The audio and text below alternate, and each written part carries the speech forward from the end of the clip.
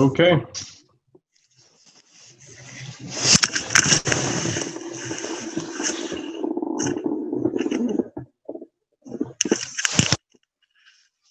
Call to order the January 19th, 2021 regular meeting of the Gary Common Council. As is our custom, we'll begin with a word of prayer. Our parliamentarian, Councilman Ron Brewer, will lead us in the prayer, and then he will lead us in the Pledge of Allegiance. Shall we pray? Father God, we thank you for this day. We thank you for a day that we have not seen before. Lord, we thank you for allowing us to assemble for the work of the people that have elected us to sit in these seats, oh God. We ask that you will bless us with wisdom and knowledge, oh God, as we engage into the work, oh God. And Lord, we ask that you will bless our country as we prepare for transfer of powers on tomorrow, God. Let it be a peaceful transfer right now. We give you praise, we give you glory, oh God. And Lord, we thank you for our Councilman at Large, Mike Brown, being back with us to continue to serve, oh God. We thank you for good health and strength that you have given him. And Lord, we ask that you will bless every bereaved family in our entire city that's going through, that's dealing with sickness, especially related to the COVID virus, oh God. We ask that you will bless right now. In your son, Jesus' name, we pray. Amen. We're now in the Pledge of Allegiance. Pledge allegiance to the flag of the United States of America and to the republic for which it stands, one nation, under God, indivisible, liberty and justice for all. Thank you, Councilman Brewer. Roll call, Madam Clerk. Councilwoman Atkins. Here. Councilman Brewer. Here. Councilwoman Brown. Councilman Brown. He's muted. Here, I'm sorry. Councilwoman Caldwell. Yeah. Councilman Lay. Present. Councilman Weatherspoon. Here. Councilman Williams. Councilman Williams. President Godwin.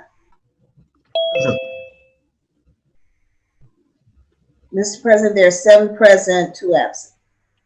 Thank you, Madam Clerk. With 7 members present, we have a quorum to conduct the business of the Gary Common Council. Mr. President, I talked to Councilwoman Brown. She's just having temporary problems with the computer. She's coming.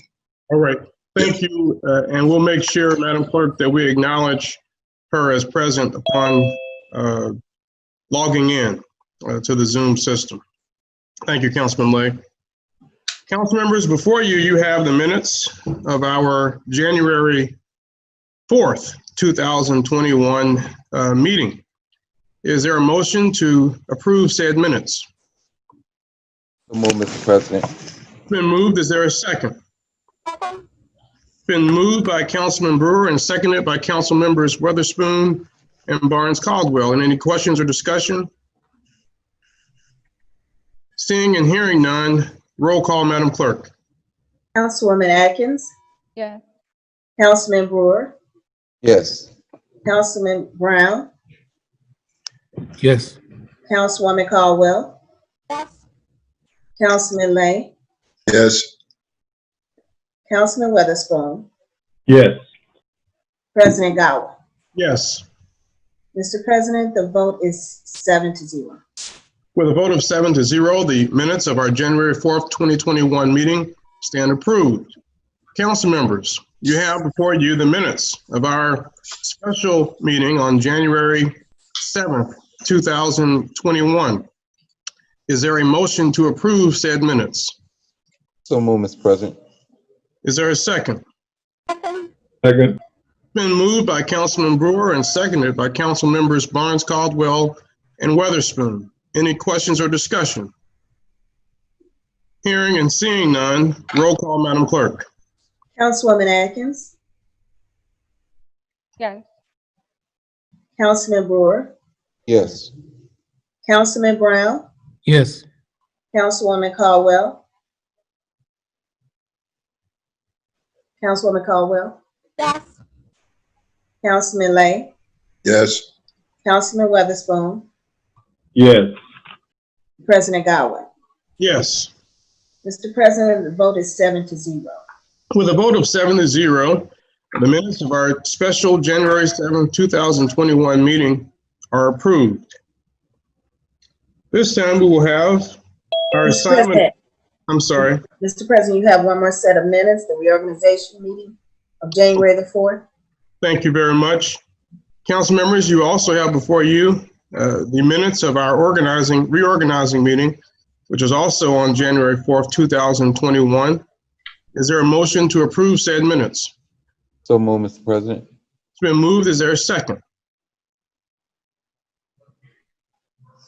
Seconded. Thank you. It's been moved by Councilman Brewer and seconded by Councilman Weatherspoon. Any questions or discussion? Seeing and hearing none, roll call, Madam Clerk. Councilwoman Atkins. Yes. Councilman Brewer, Yes. Councilman Brown, Yes. Councilwoman Caldwell,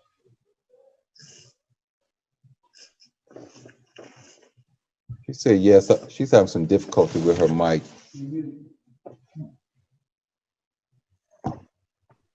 Councilman Lay, Yes.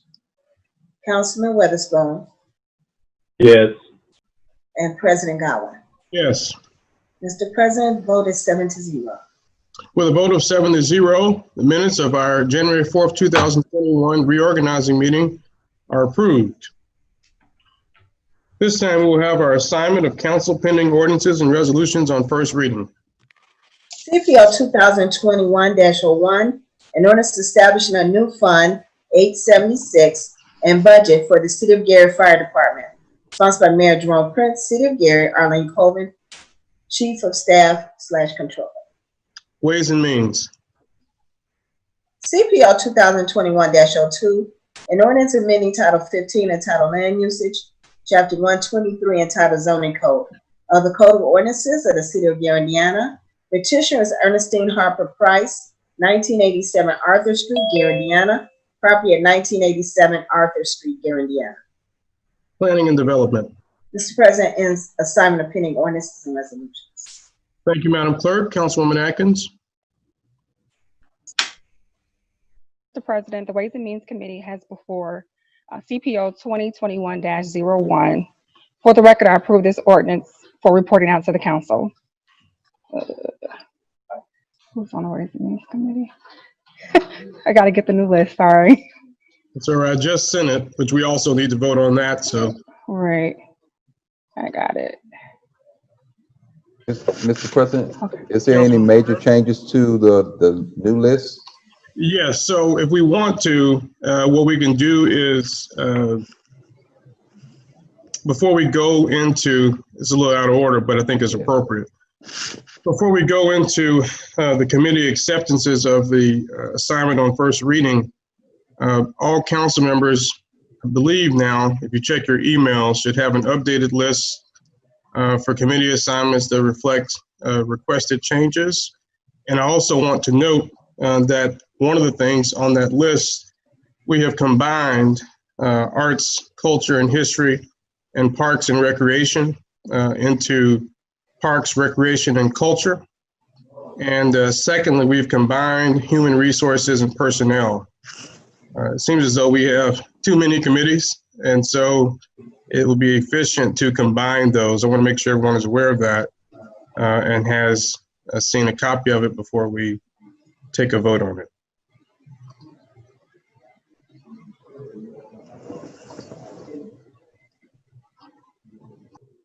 Is there a motion to approve the updated 2021 council committee list?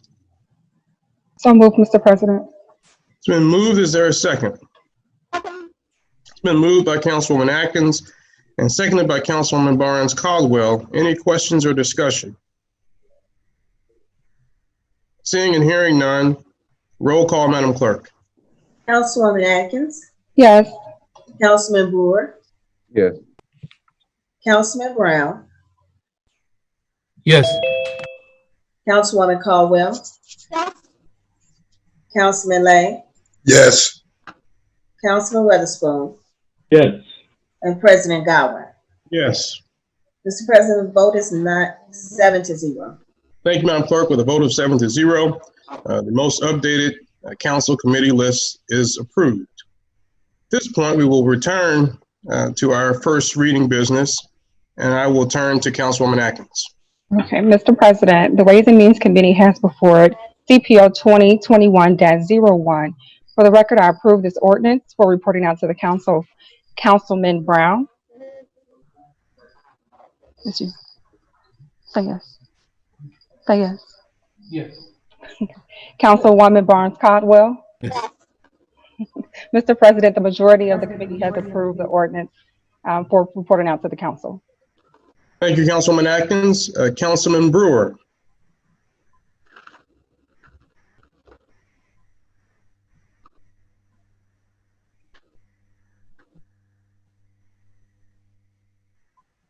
Mr. President, Yes, sir.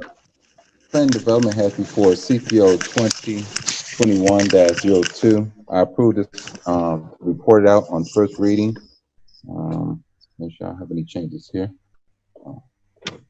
Councilwoman Atkins, Yes. Councilman Godwin. Yes.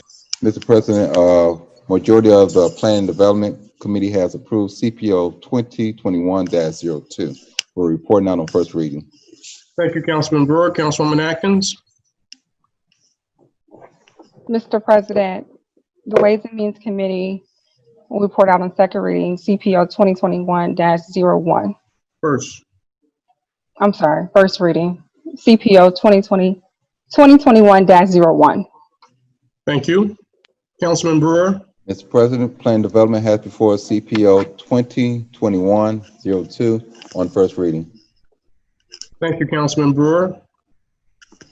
This time, before we begin special and select, I wanted to, I know we said something earlier before the meeting officially began, but wanted to offer a hearty welcome and return to Councilman Mike Brown. We are so delighted to have him back serving alongside us and with us and to have his physical presence. And we glad that he's had a recovery. We know that he is going to be a vital contributor with all of his many years of experience to this body. And so I want to thank you for all your encouraging words over the past year and for staying engaged with us and offering your wisdom, and look forward to working with you even closer in this coming year. And there might be other council members who'd like to say something, and I'll offer Councilman Brown an opportunity too. I'm sure he would may want to say something as well. Thank you, Mr. President. Councilman Weathers, yeah, you're welcome. Councilman Witherspoon. Yes, I just want to say, and I'm just going to keep it very informal. Mike, it's good to have you back. Thank you, my brother. Thank you, Councilman Witherspoon. Any other council members would like to speak? Mr. President, Councilman Brewer. just like to say it's good to have Councilman Mike Brown back with us. He's never been away, as far as I'm concerned. I can always pick up the phone and call him, and it was good to hear his voice on the phone as we could continue to communicate. He has always been a person of inspiration to me that I can look to for guidance and things of that nature. So I'm just happy to see him back in the chambers with us. He's not just back, but he's inside the chambers with us on this evening, and it's good to see him once again. Welcome back. Thank you. Thank you very much. Thank you. Any other members? Mr. President, Councilwoman Atkins. just want to echo what the gentleman has already said. But Councilman Brown, you have an amazing spirit, and just sitting next to you, I can feel your spirit. So it's definitely good to have you back, and whatever we can do to continue to welcome you on board, continue to pray for you and your family as you're still working through it. Please know that your full body is here in support of you. Thank you so very much. Greatly appreciate it. Any other members? Mr. President, can I speak at this time? Yes, absolutely. Councilman Brown. Thank you, Mr. President, and to my fellow council members. It is an honor to be back to a place I love and to serve the people that I love. I just have two words to say before I say anything else. I just simply trust God, because no matter what I'm going through, He's right there for me. I want to thank my council, fellow council people, as well as our president again, for the support. There's a long list of people I want to thank. Can I thank them later? Because I know we have some business to take care of. Yeah. I Absolutely. do want to take the time, because a year is a long time, and I would like to do that. But I certainly want to thank you all for what you said and the words of encouragement. And I just love being back home. There's no place like home, and I'm here. So thank you. Well, we're glad you're here. At this time, I do have a couple of special guests who asked to present. And again, I'm going to ask our parliamentarian to make sure that we stick to 3 minutes for each speaker. I'm honored that First District resident Attorney Sabrina Hake, we call her Bree, who was a great advocate with the Gary Animal Welfare Committee. And as some of you may recall, prior to my time on the council, she worked with my predecessor, former Councilwoman Wyatt, on getting important legislation passed as it relates to animal welfare. And they're now ready to take it to the next level. And so we want to know that this is a very important issue. I know that Councilman Weatherspoon is big on this in terms of the dogs and other animals that are not being properly taken care of across our city. And this group has been passionate and very active and informed on this issue. And so I thought it would be great for her to give us an update on behalf of the group in terms of their work to date and what they imagine for the future. And as the year progresses, there might be ways in which we can ensure their success. So I'm going to turn it away to Attorney Hake. Well, thank you very, very much. I am honored. I know it's a privilege to be able to address this legislative body, and I very much appreciate your time, and especially Councilman Godwin.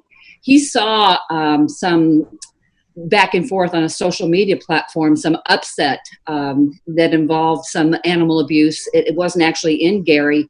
There was a horrific situation that came to the media's attention last week. The dog was chained, and they found him basically fur covering a skeleton, still breathing, horrific, and recommended that we address the group. And I very much appreciate that proactive action from our councilman, and I think it bodes very well. In 2019, this council outlawed 24/7 chaining of dogs. You joined the most progressive cities in the state of Indiana. This does tend to be a progressive sponsored initiative. A lot of people who are concerned about animal welfare are the same people who are concerned about racial justice, social advocacy, and that kind of thing.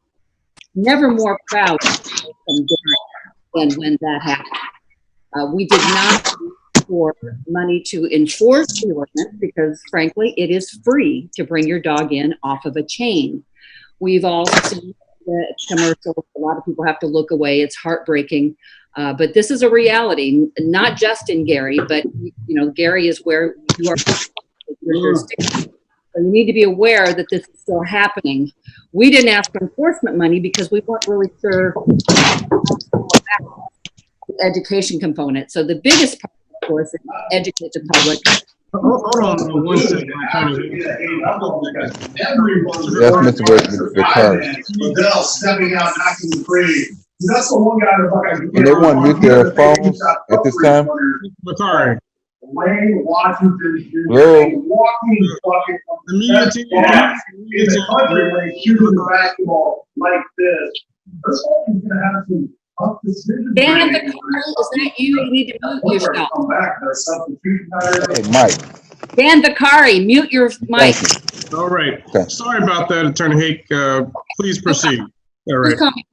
Just call me Bree. So when we appeared in 2019, we didn't ask for any money to enforce it because it's really not a money issue. It doesn't take anything to bring your dog in. And we've all seen the PETA Humane Society commercials where dogs are left on chains. And it's a very real issue in the city of Gary. You only have to drive down the alley behind Polk Street to see what I'm talking about.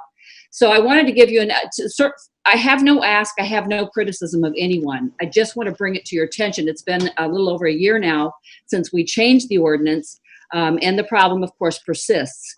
When the animal people got together, the first thing that we wanted to do was educate the public. And we've talked about getting some firefighters and police officers to hold puppies and make a public service announcement. We haven't been able to do that yet, but we did just start a public service announcement.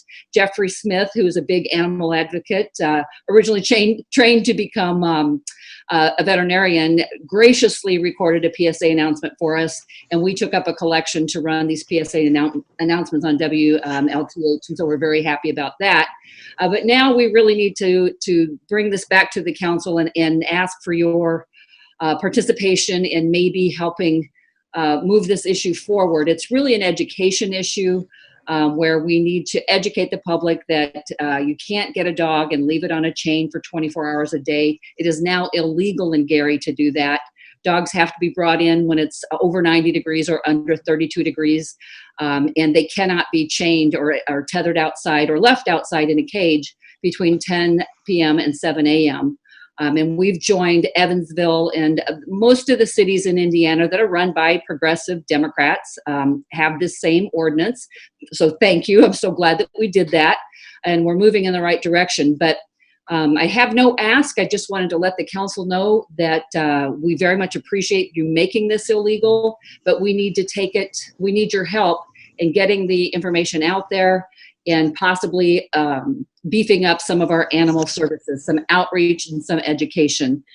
So basically, I just wanted to let you know where we are and see if the council can maybe have some suggestions on how to educate the public, because there are still animals, still dogs on chains in the city of Gary. And it's not unique to Gary.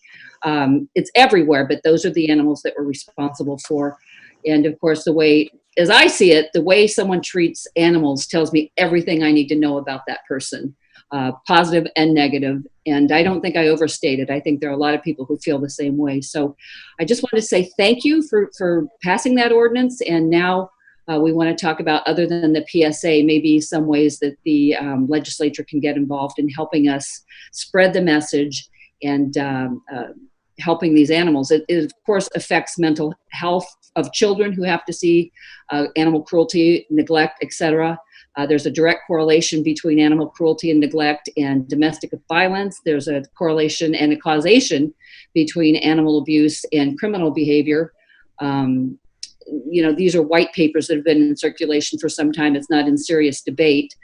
So the deleterious impact of seeing animal cruelty and animal neglect can't be overstated. And it's a matter of helping our children not have to see that. I've actually known people who have moved out of the 1st District. I know personally 5 homes that have moved out of the 1st District because of ongoing animal abuse and neglect that they couldn't see, and they couldn't seem to figure out how to fix it.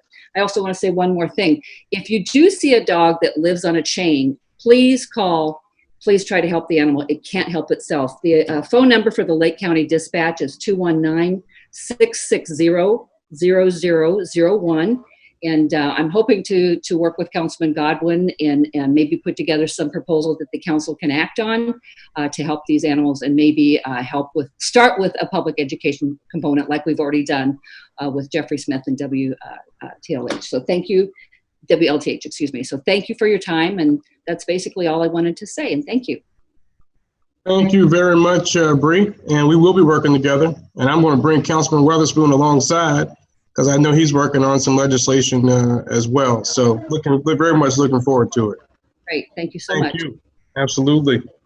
At this time, we have some individuals, and I'm going to ask that Kwabena will speak on behalf of the various individuals related to police accountability issues and the police commission. So I'm going to give you 3 minutes to speak on behalf of the group.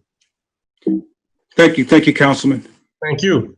Good evening, everyone. It was about a year ago when we were having physical meetings. We were at a council meeting, and one of the council members, I can't remember which one, came up and shared that Melvin Bullard had actually passed away. And Melvin Bullard was a man, 82-year-old man, same age as my father, by the way, because I think we shared that when we talked about his shooting and killing last year. And he was shot through the windshield. I think we counted 10 bullets. It's all up there. How many times he was shot.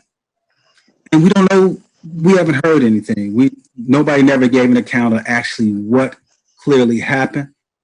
Who's the policeman who killed him? Or policemen? Were there more than one who shot at that car? Are they still working? Are they on desk duty? Or have they been fired? We've heard nothing from Lake County, who's supposed to be investigating these things as a supposedly independent group. I don't see how they could be independent when they're always up in here. We've heard nothing from the prosecutor. This has been over a year. This has been well over a year now, and it's a practice that really needs to be addressed.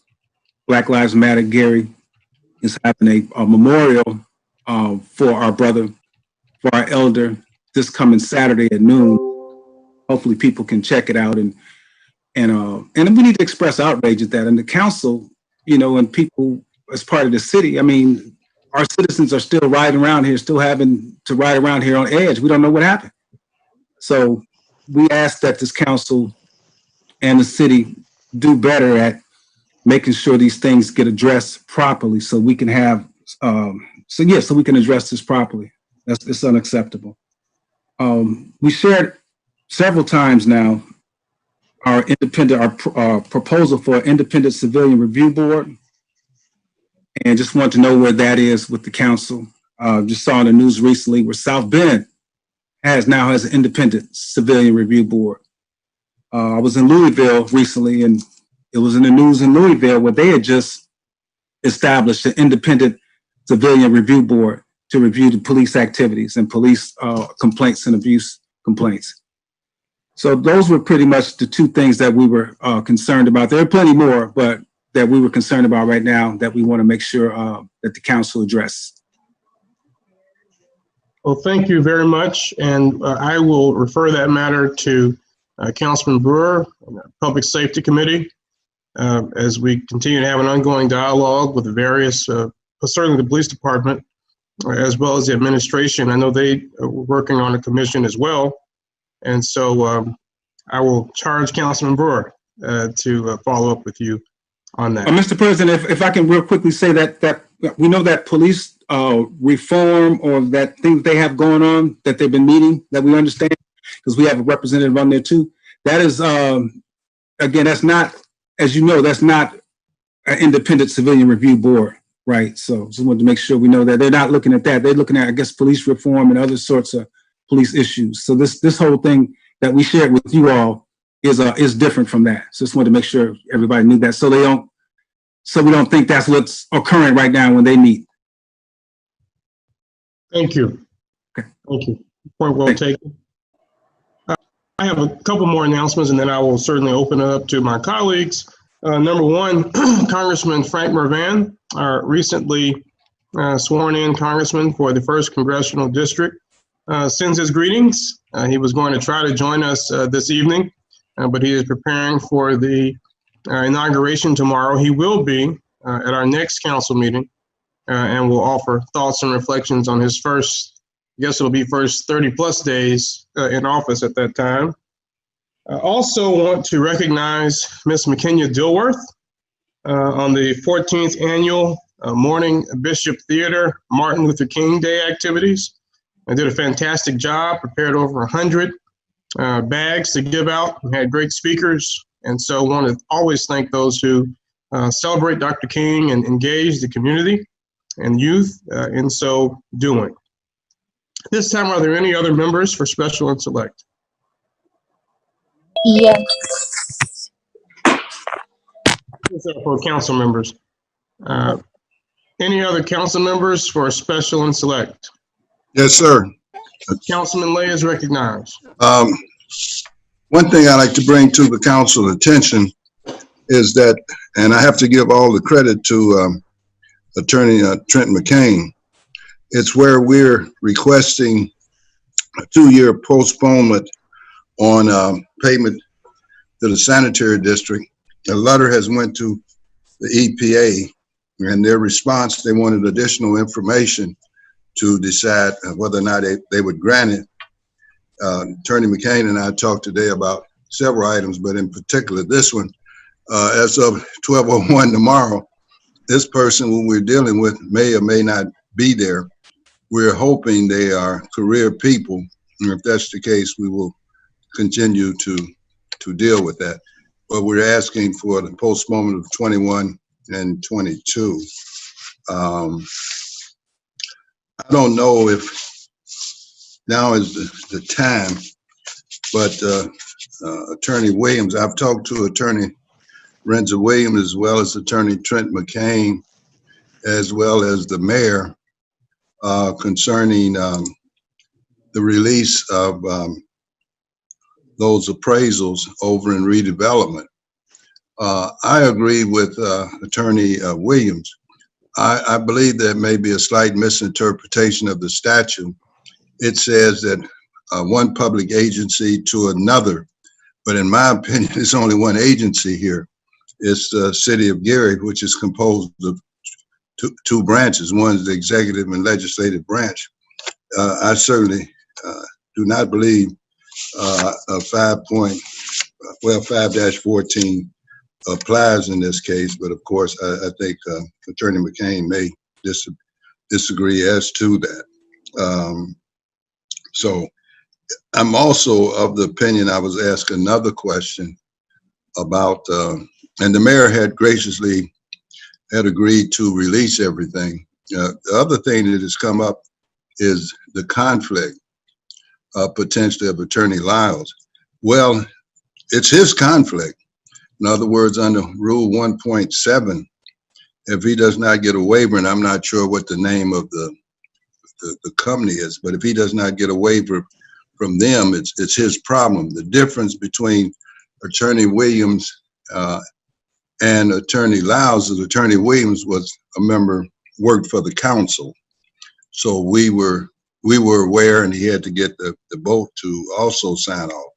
So his problem would come under 1.7. In no way does that affect us. As I understand, the mayor has signed off, and Attorney McCain, that may be fine internally here in the City of Gary, but I think the other person should sign off, since the mayor appoints 3 to the redevelopment board. Again, I would do it slightly different. I'd ask the board to do it, but I guess if he has 3 appointees, he certainly can do it in that way.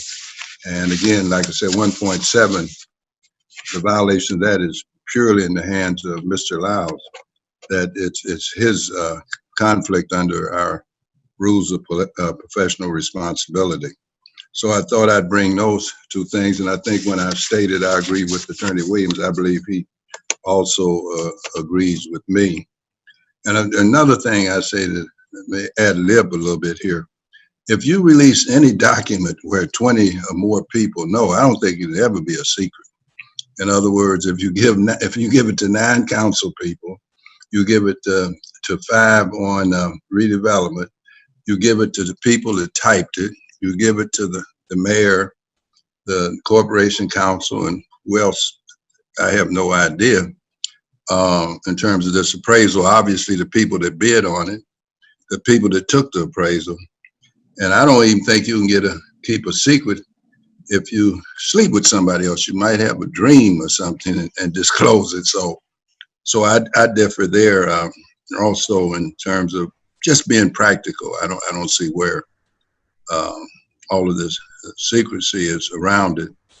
Now, the only other option would be if you did try to do something, and that would have to be worked out, I would assume, with the leadership of the council. If you wanted to work out something, not in this case though, because I don't think it's national security, you could create something like the Gang of 8 in Congress. Maybe you would say, well, I will release it to the president and vice president of the council. And I'm saying if something should come up, I don't think it has to be done in this case. But that way the council would always know. And again, I may go beyond Attorney McCain and Attorney Williams. I believe the public certainly has the right to know. And I usually tell people, don't tell me no secret as an elected official. other than when I go into an executive session. So eventually that will come out. So I would, I would suggest that it's just, released, and he should talk to the council president and to the, council president for sure, and see what he can work out there. But other than that, I don't think we have to, I don't think that statute applies because it's only one agency. And I apologize, I'm sure I'm repeating myself now. Thank you, Mr. President. Thank you, Councilman Lay, and I certainly, as it relates to the appraisals, I totally agree with you. I think that there seems to be some confusion with redevelopment and, the kind of back and forth, and are we going to give it to you, and we have a policy against you, and then I guess playing a game of find a statute is problematic. And the statutes are very clear. It even, we created redevelopment in the 80s, according to the ordinance. And so it's certainly not a intergovernmental situation. It's not GHA in the city of Gary or Lake County in the city of Gary. It's a subunit that we, of course, have appointees on. And so the confidentiality, to me, statute that was shared with us fails badly. But in any event, I do think that the public should know if these deals, in fact, are closed, what is there to hide? I mean, we understand incentives to try to compel development, but I think it's public property. It's a lot of public property.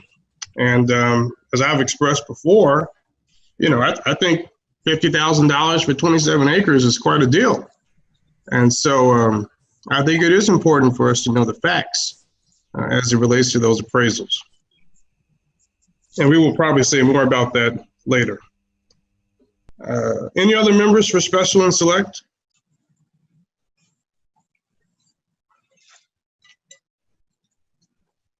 Councilman Caldwell. Councilman Brown? We're trying to get Councilwoman Caldwell on at this time. Councilwoman Barnes Caldwell is recognized. Boards and commissions would like, can you hear me? It's kind of fuzzy. You may want to go maybe and use Councilwoman Atkins, use her computer. In the meantime, I want to acknowledge, Madam Clerk, the presence of Councilwoman Mary Brown. Please add her to the roll as present. And then we will hear from. Thank you. Thank you. It's good to have you with us. They finally got me straightened out. All right. We're glad you're here. Yeah. All right. Councilman Godwin? Yes, Councilman Williams. Yes, I just joined. Thank you. Madam Clerk, please note that Councilman Williams has joined us. Duly noted. Thank you very much. Okay. We got all 9. At this time, we will have Councilwoman Barnes Caldwell. Mr. President, boards and commissions would like to appoint, I would like to make a motion to appoint Lisa Isles as our representative for the manager's position at the Genesis Center. I need a second. Thank you, Councilwoman Barnes Caldwell. Is there a second? Second. Been moved and properly seconded by Councilwoman Atkins. Any questions or discussion? Councilman, the manager's position or to the board? The board of civic managers. Okay, all right, okay, thank you. any other questions or discussion? Seeing and hearing none, roll call, Madam Clerk. Councilwoman Atkins. Yes. Councilman Brewer. Yes. Councilwoman Brown. Councilwoman Brown. He's muted. Yes. Councilman Brown. Yes. Councilwoman Caldwell. Yes. Councilman Lay. Yes. Councilman Weatherspoon. Yes. Councilman Williams. Yes. And President Godwin. Yes. Mr. President, the vote is 9-0. With a vote of 9-0, the said individual is named to the Gary Civic Center Board of the Genesis Center. Thank you, Madam. Any other members for special and select? Councilman Brewer. Mr. President, I got a question concerning the Genesis Center board. Now, we hear talks about the Genesis Center being shut down. What's the process that's taking place at this time if board members is being appointed there? So I'm going to defer to Attorney Mr. Williams. Chair. I think, who was that? Attorney Williams. Okay, Attorney Williams. Yeah, the statute is quite clear. I believe at this time that Chief of Staff, as well as the Corporation Counsel, has received a correspondence from the former Board Attorney, Angela Jones. I reviewed the document. It's quite correct. The board to dissolve has to do so on its own accord. So if it is the intent of the administration to dissolve the board, they would simply need to call a meeting, have their 3 votes, cast a vote to dissolve it, and it would be a moot issue. Until that time, the board has to exist because there's no other way to dissolve it other than by legislative statute. So what happens with the assets that's inside of the Genesis Center? Is that inside the negotiation deals for the new sale, or does those assets have to be liquidated? Well, I'm not privy to that, but as to what they have been, but absolutely they have to be liquidated. That you can't just give away city property. Things would have to be auctioned or bid to all of the tangible items that could be sold by way of auction. Mr. President, at this time, can we have someone from the administration to entertain that question? Because I received calls of last week that items was being moved out of the Genesis Center. And I don't know if there's an inventory list that's been taken before items was taken out of there. We have seen time and time again that things being moved around and they come up missing. If everyone recalls, chandeliers from the Marquette Pavilion was supposed to be in 839. I haven't seen those chandeliers quite yet. I just want to know exactly, what's in the Genesis Center, what are we moving around, and what is the plan to do with the items? Well, Councilman Brewer, I'm going to refer to Attorney McCain, but before I do, I want to say I wholeheartedly agree. The purchase agreement for the Genesis Center is real property, right? So structure. The personal property, the tables, the other FFEs, fixtures, furniture, and equipment, fixtures that are removable, that is, should in fact remain under the ownership, I would think, of the Genesis Center board. Unless in fact those items are part and parcel of the purchase agreement between Acumen Industries Corporation and the Redevelopment Commission. I would hope and think that that's what would happen. But I will turn, of course, to Attorney McCain. Good evening, Mr. President. The mayor is going to name his appointments to the Board of Civic Managers by the end of this month, on January 31st. We are also in the process of inventorying the city property that's inside the Genesis Center. We are bound by state law to do that. So that is in the normal course of business for any type of disposition of personal property, that will be done in accordance with our state rules and regulations. Thank you, Attorney McCain, and maybe we can get an update on that at the February meeting, or once all that has happened. That would be good.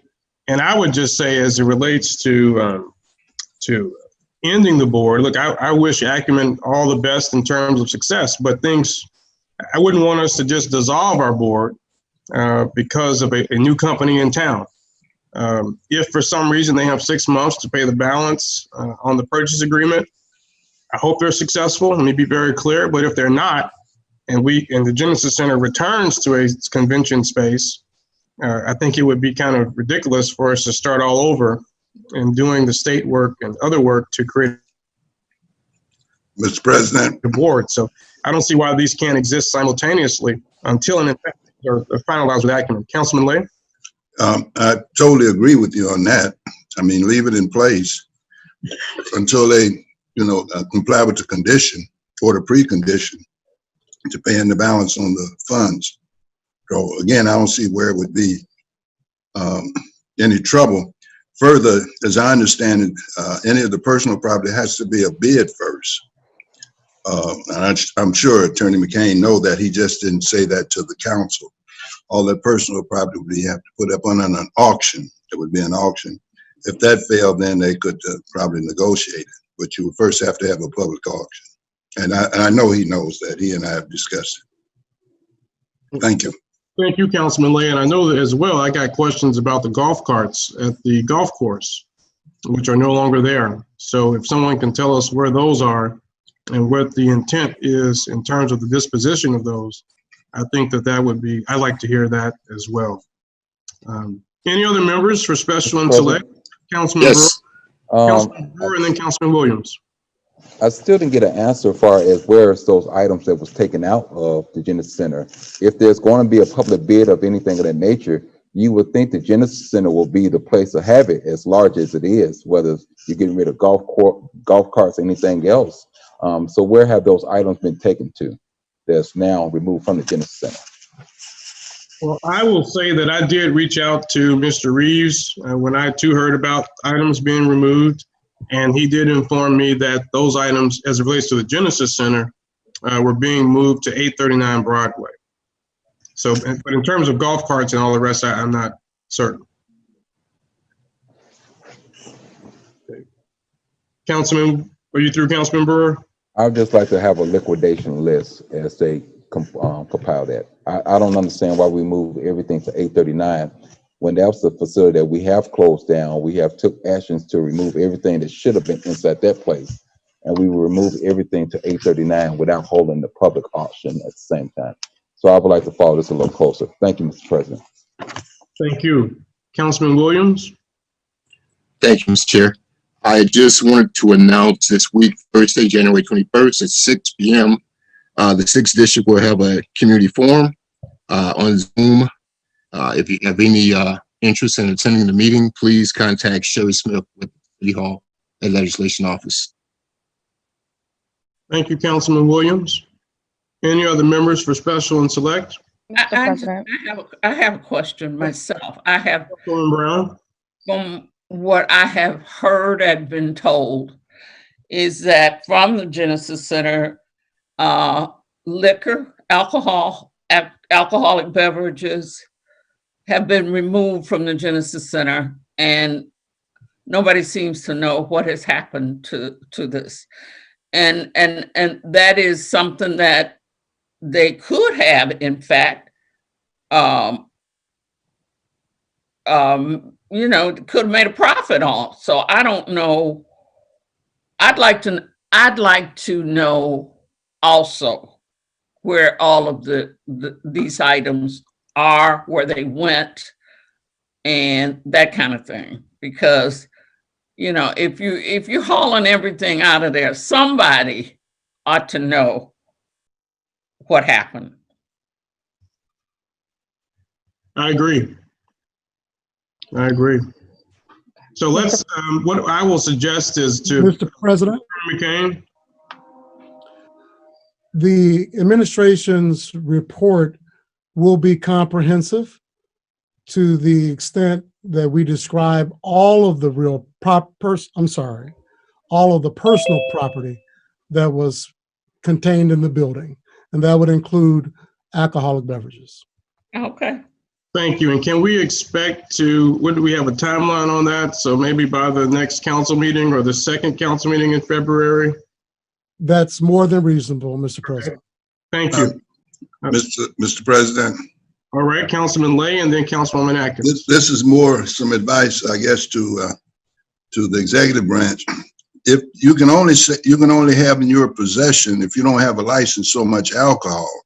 So a person without a license can't purchase all of that alcohol unless you probably got it cleared by the Alcohol and Beverage Commission. So that alcohol is covered under that commission. You should be very careful, how much a person can have in their possession without actually a liquor license. You have to have that. And one other just minor thing, but major.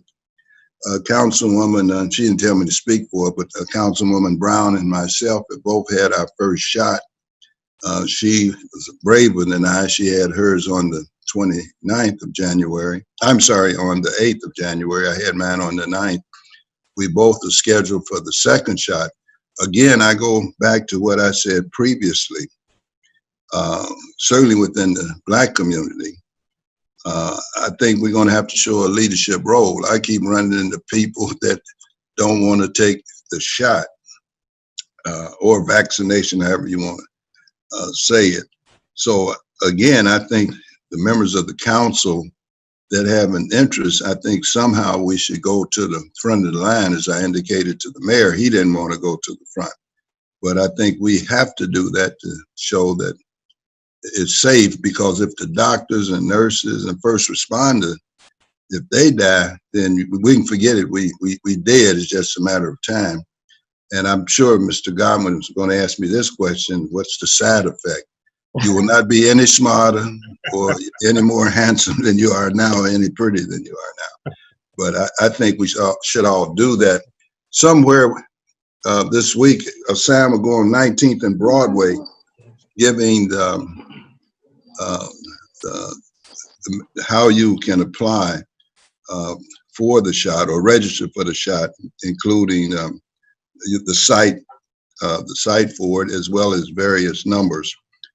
If you run into a problem, and as I understand from talking to the mayor, he has also set up a way, he and I discussed it, a way that a person maybe who don't have a computer, don't know how to do it, that if you call the second number that will be on that sign, certainly they would be of help.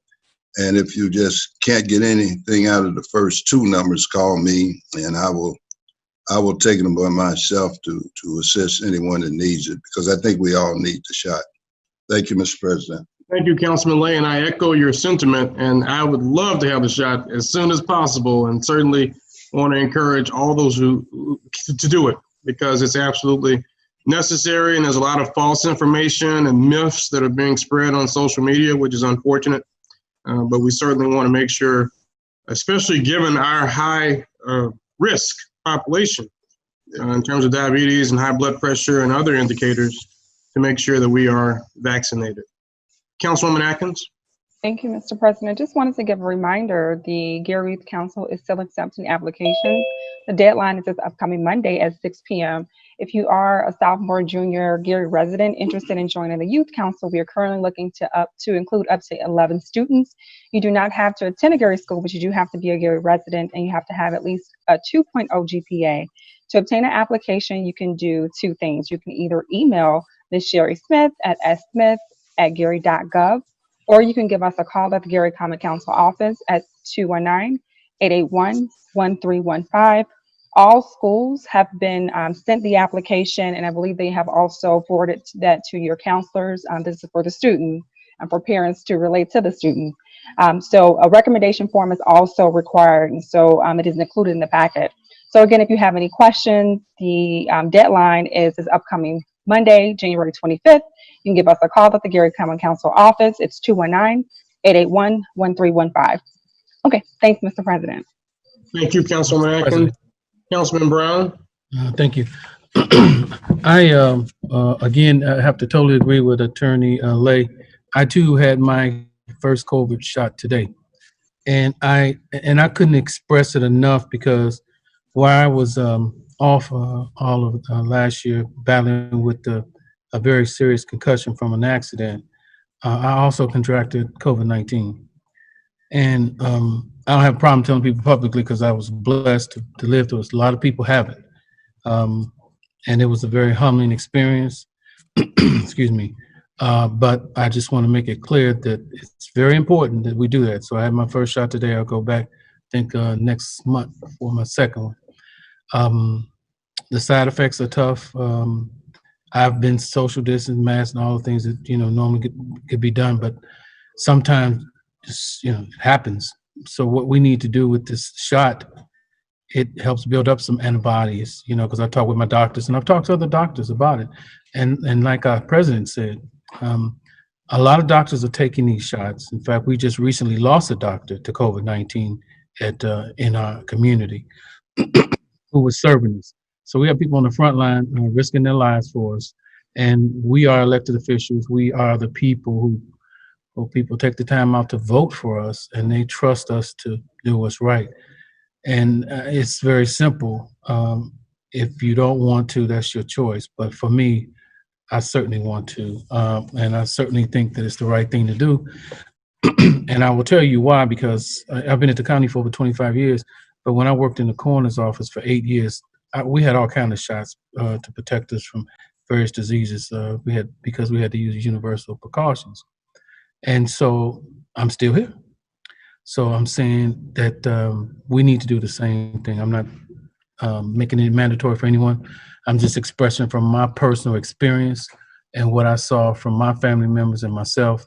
And it's a very serious situation. So I want to make that clear. But also I want to thank the council staff for the support they gave me while I was off as well, because they sent gifts, flowers, and encouraging words, texts. I want to thank all the doctors so far, still have to deal with more, that have taken the time out. Again, they're risking their lives, and I had conversations with them about the COVID issue. I want to thank all my friends and relatives, those that took me to physical therapy when I couldn't drive, because there were times I was not even allowed to drive, and just taking care of me in general. I want to thank a lot of my clergy friends who prayed for me in the community, and I really appreciate that, because prayer is so important. I won't just start calling names because it's a list of ministers. I certainly want to thank my wife and my children and sisters and brothers, because family is important when you're going through this. I want to thank the voters of Lake County and Gary, and for giving me an opportunity to serve and being patient with me as I dealt with this. I don't know if some of you realize, but I was actually working when this accident occurred, so I was on the job. Again, as I thank my other co-workers at the county clerk's office, I want to thank them for the cards, the plants, and one of them even made a t-shirt. And I want to thank some of our supporters who were kind enough to even send love gifts, which, we really appreciated that. The death rate has hit 400,000 for COVID as of tonight. And the president-elect made it clear that he kind of estimated based on the health experts that this would happen. 400,000 people to leave here from a COVID death is extremely troubling. I was reading this morning of a young man who was 18 years old, and he had contracted COVID and supposedly became negative. And then he contracted again, and he got sick. He went to sleep and he didn't wake up. So that's something we have to really take heed to. I know you're tired of hearing about it, but I won't stop talking about something to save people's lives.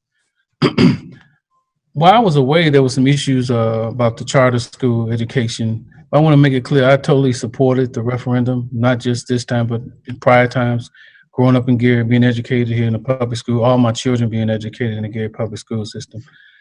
When I see children walk past my house in Glen Park, I want to pay that tax so they can be educated.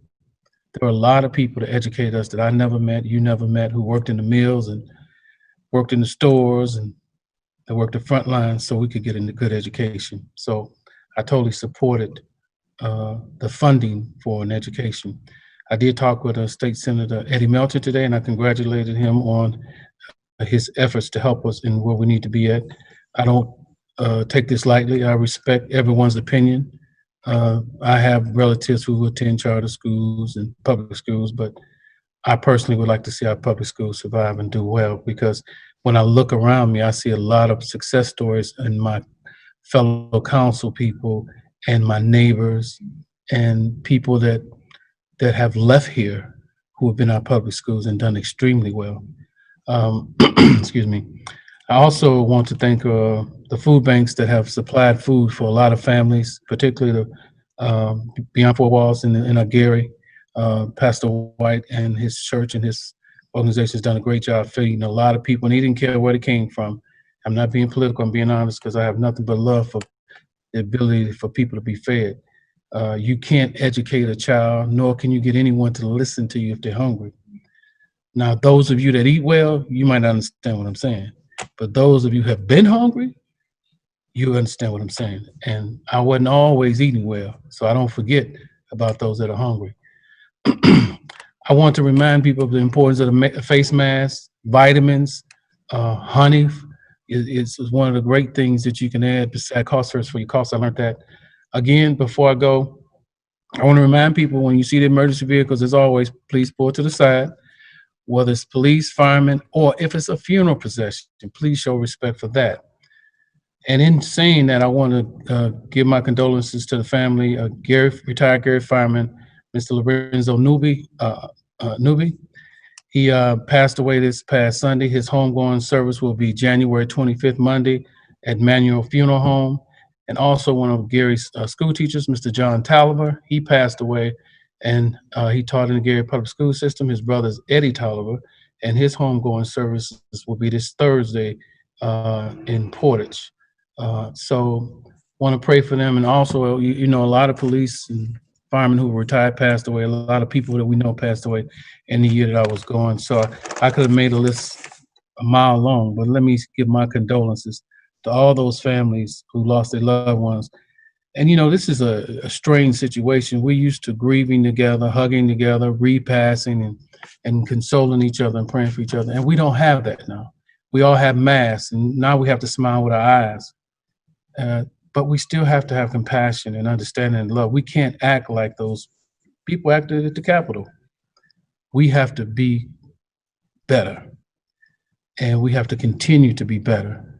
And the only way we can do that is to govern properly. Set aside our differences, set aside who we like and don't like, and focus on one thing: the people who voted for all of us to serve them and not ourselves. Thank you. God bless you, Mr. President, and my fellow council people.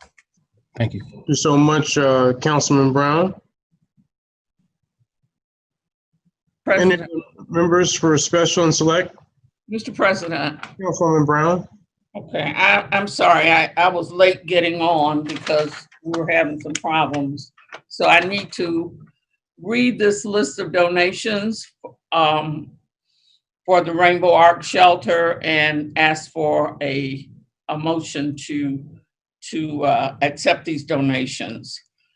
We have from the Gary Maryville branch of American Association of University Women. This was on December 15th, a $100 check in order to be utilized for general operating expenses to help improve the lives of women. Thea Bowman Leadership Academy, National Honor Society, December 15th. Dishes, flatware, coats, household cleaners, tissue, deodorant, and various household kitchen items for the shelter. Lynetta Jones, a Gary resident, 1222, 10 gift bags or toiletry items to be used for outreach. All Nations, Church of God in Christ, 1222, 10 purses filled with hygiene items to be used for outreach. Jack and Jill of Northwest Indiana, Gary Northwest Indiana chapter, December 16th, 2020. Baby formula, diapers, wipes, and dishcloths for the shelter. And Pastor Corey Jackson and Calumet Township trustee Kimberly Robinson, 12/19/2020, 5 boxes of toys to be utilized for outreach and Gary, Indiana residents in need. So this is a memorandum from Tashiza George, who's the executive director at the Rainbow Ark Shelter. And I'm sorry I didn't have an opportunity to get that information out earlier, but we were having some computer issues. So that's my motion, and I'd like a second. Second. Been moved by Councilwoman Brown and seconded by Councilman Lay. Any questions or discussion? I did have a question. Who determines the tax value of these gifts? The $100 is easy. Who's making that determination to give the persons that are donating some kind of letter indicating what can be tax deductible? And reason I suggest that they want it, they could make a direct contribution to the homeless shelter, but they're not a 501c3. Right. So by giving it to the city, I would assume they may want to use this for tax purposes. So it does the city controller's office do it? Who does it from the city? That's our responsibility, Councilman. Oh, okay. Thank you. No other questions. Thank you, Councilman Lay. I had a quick question. I know during our Finance Committee meeting last week, we discussed the CARES Act funding that was passing through the state. And I thought that between then and now, those funds may have been deposited into the city's accounts. And I wanted to know whether that would also be something we would receive through the Finance Committee. Attorney Colvin? Yes, we have received funding from the CARES Act. That money will come to the council, come before the council, I should say, as an additional appropriation to be used. So we can't use it without having it appropriated. But that's what I'm. Thank you. So we're thinking the next council meeting for that? We're doing our best to come at that time. I believe so, yes. All right.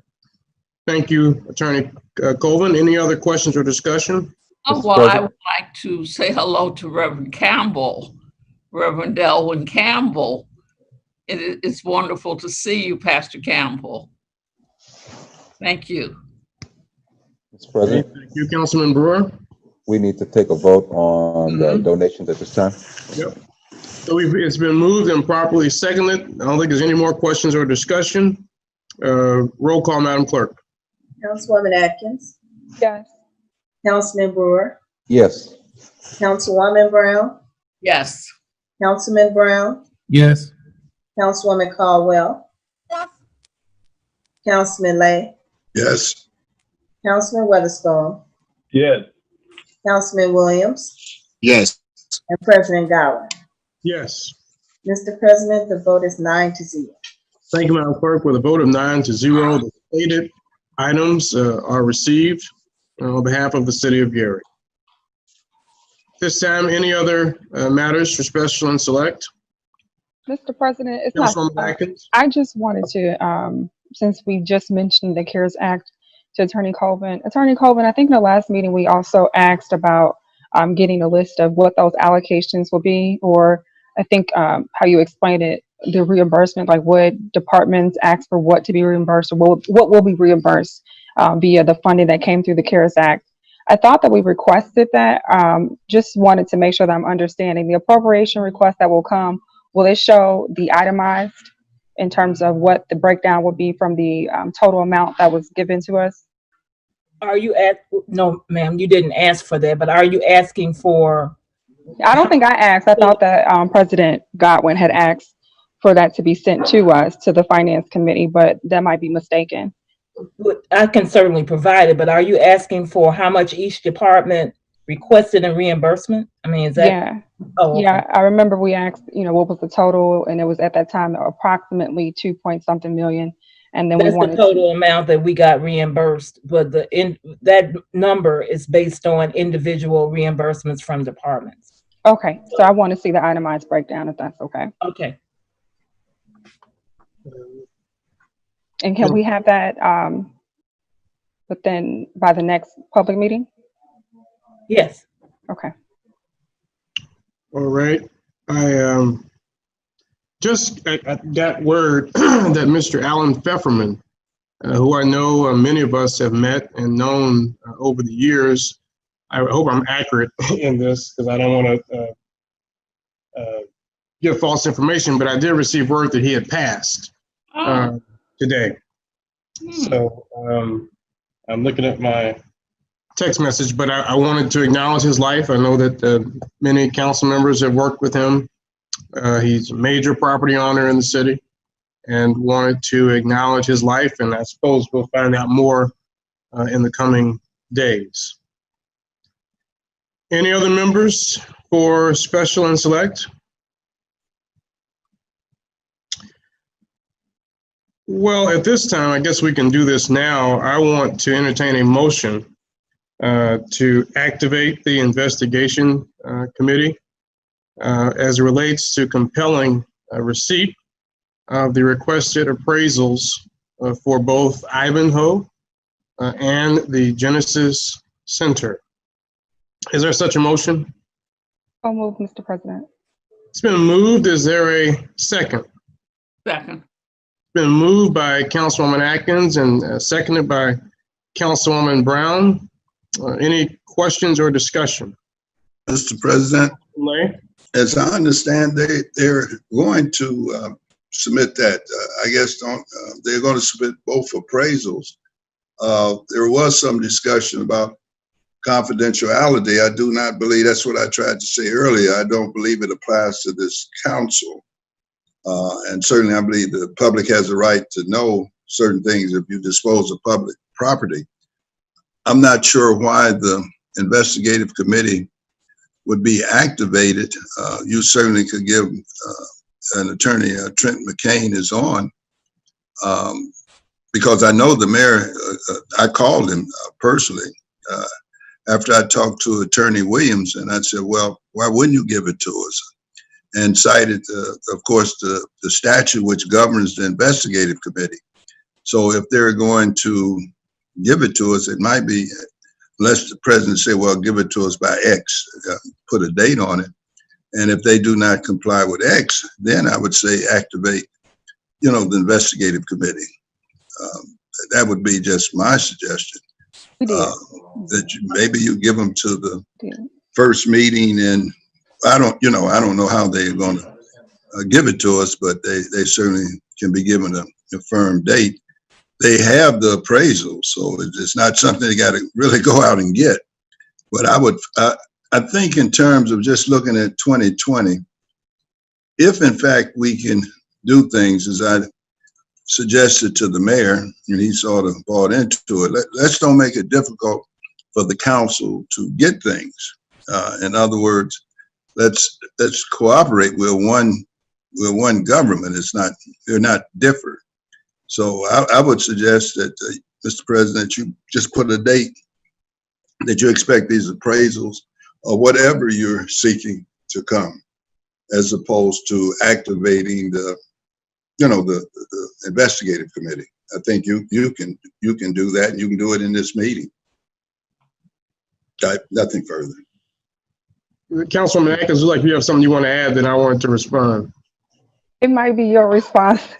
I was just gonna, let the public know that, those steps were taken. So there was an email sent, and I believe President Godwin sent the email. The Planning and Development Committee was all CC'd on that email and interacted directly with Mr. Eric Reeves, who then responded and stated that he will not give us that information. In that email that President Godwin sent, he did define a specific time and date to receive the information, but the response was loaded quickly to us, stating that he would not send us that information. So just in trying to understand what else we can do to advocate for transparency in government, this is what we felt the next step was, is only to obtain that information. So I'm not sure, why should we send another email asking for the same information and give them another deadline when in fact the response was no? So that's what I was going to respond. I'm sorry. Yes, Mr. President, before you reply, Mr. Eric Reeves at best is an employee. What I'm suggesting, we have I guess he has a dual role also, corporation counsel as well as the deputy mayor.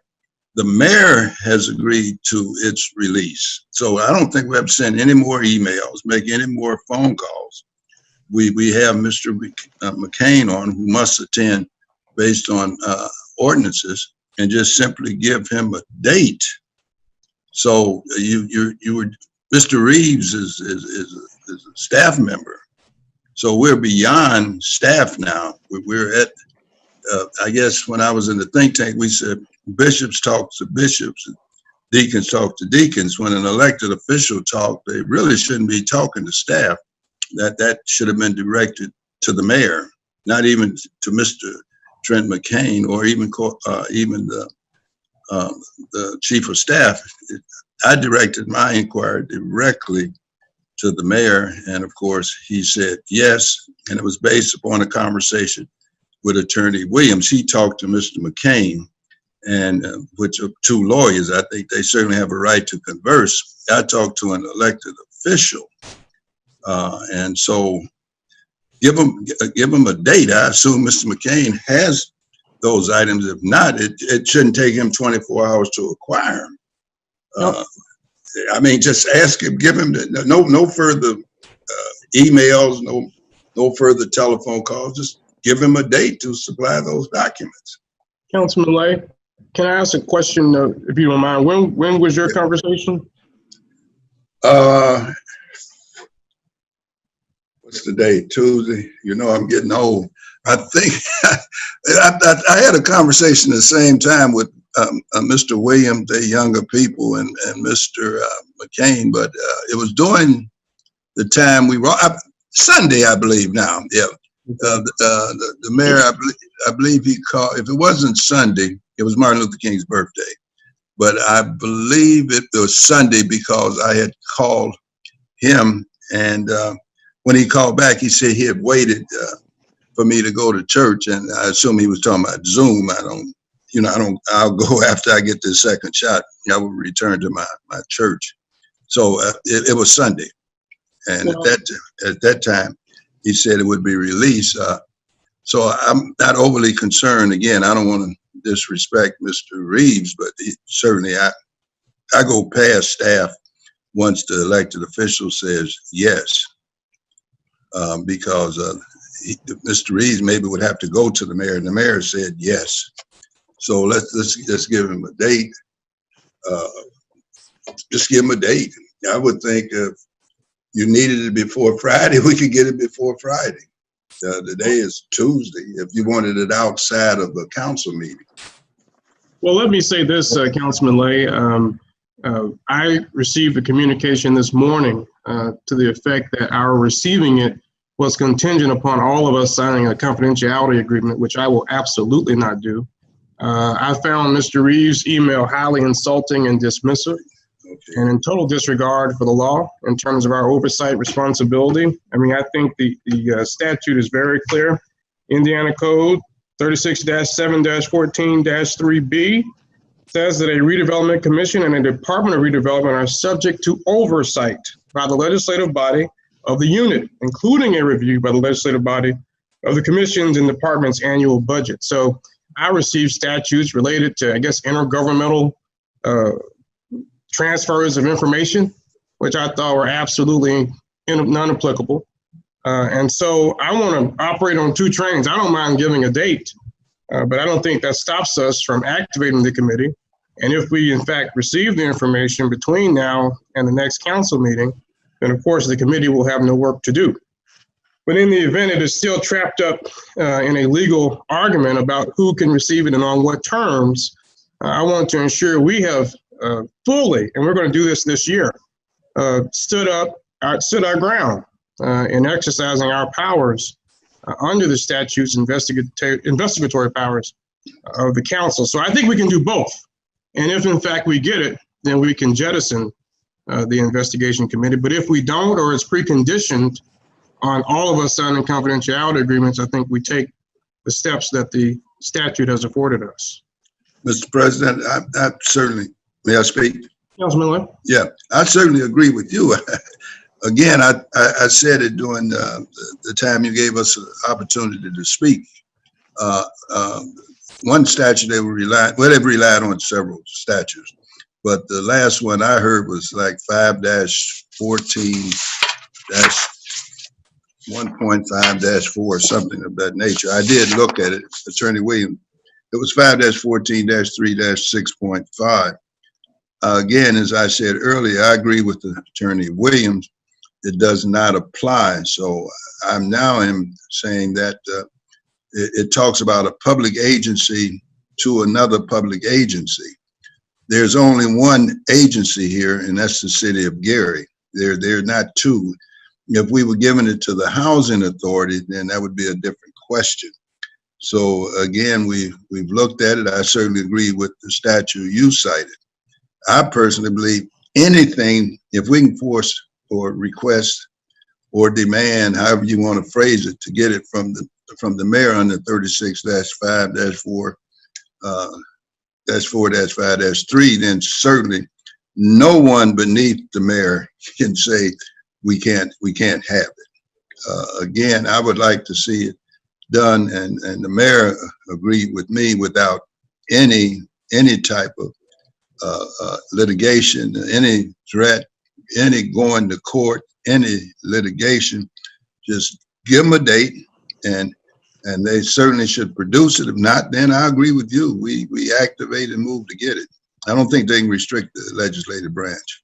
So that was the only thing. I agree with you. I would just very quickly give them a date and see what happens. If you want to do both things, that's fine. It would be sitting there inactive as long as they comply with your date. Right. I think that's the way forward. And so I would ask that we receive it. Again, I think it's just as simple as hitting forward on an email box, because I'm sure many people have seen it and it's been sent to many people. So I would ask that the motion, if it's okay, Councilwoman Atkins, yes, Councilwoman Barnes-Caldwell. We can't hear you. Hold on. Let's get it together. Yes, but it's very fuzzy. We're going to get her to come inside.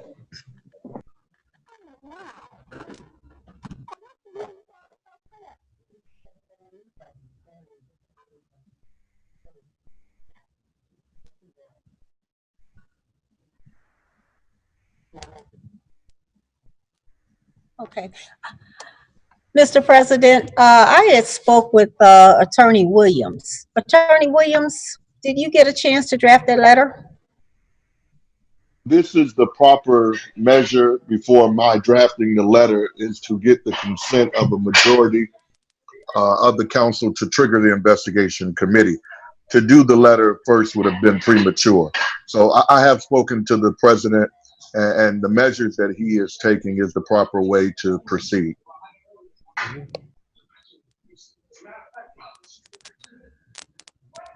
Okay. All right. So we have all right. Thank you, Councilwoman. We have a motion on the table. If there's no other question or discussion, I'll call for a vote at this. I think I was saying that the motion, if it's okay, Councilwoman Atkins, would be for us to receive these documents by close of business tomorrow, Wednesday, January 20th at 5 o'clock Central Standard. Do you need me to restate the motion? Yes, let's do that. Okay. Hold on. All right. Councilwoman Atkins.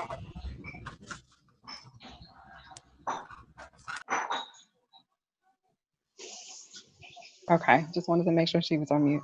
Okay, Mr. President, I would like to make the motion to activate the investigative committee in the effort to receive the 2 proposals for the properties of the Genesis Center as well as the Ivanhoe location by tomorrow, Wednesday, January the 20th at 5 p.m. Central Standard Time. I don't want anybody saying Central, right. 5 p.m. Central Standard Time. Thank you, Councilwoman Atkins. Is there a second? Second. Mr. Second. President? I'm sorry, seconded by Councilman Brewer? Yes. Okay. Now, was there someone who was there a councilperson seeking to speak? Mr. President, I do have a question. So once we receive these documents, is the investigation committee planning to have a meeting to discuss the documents? What's to take place? I will leave that to the pleasure of the chair, Councilman Barnes-Caldwell. I believe the documents should be distributed to all council members.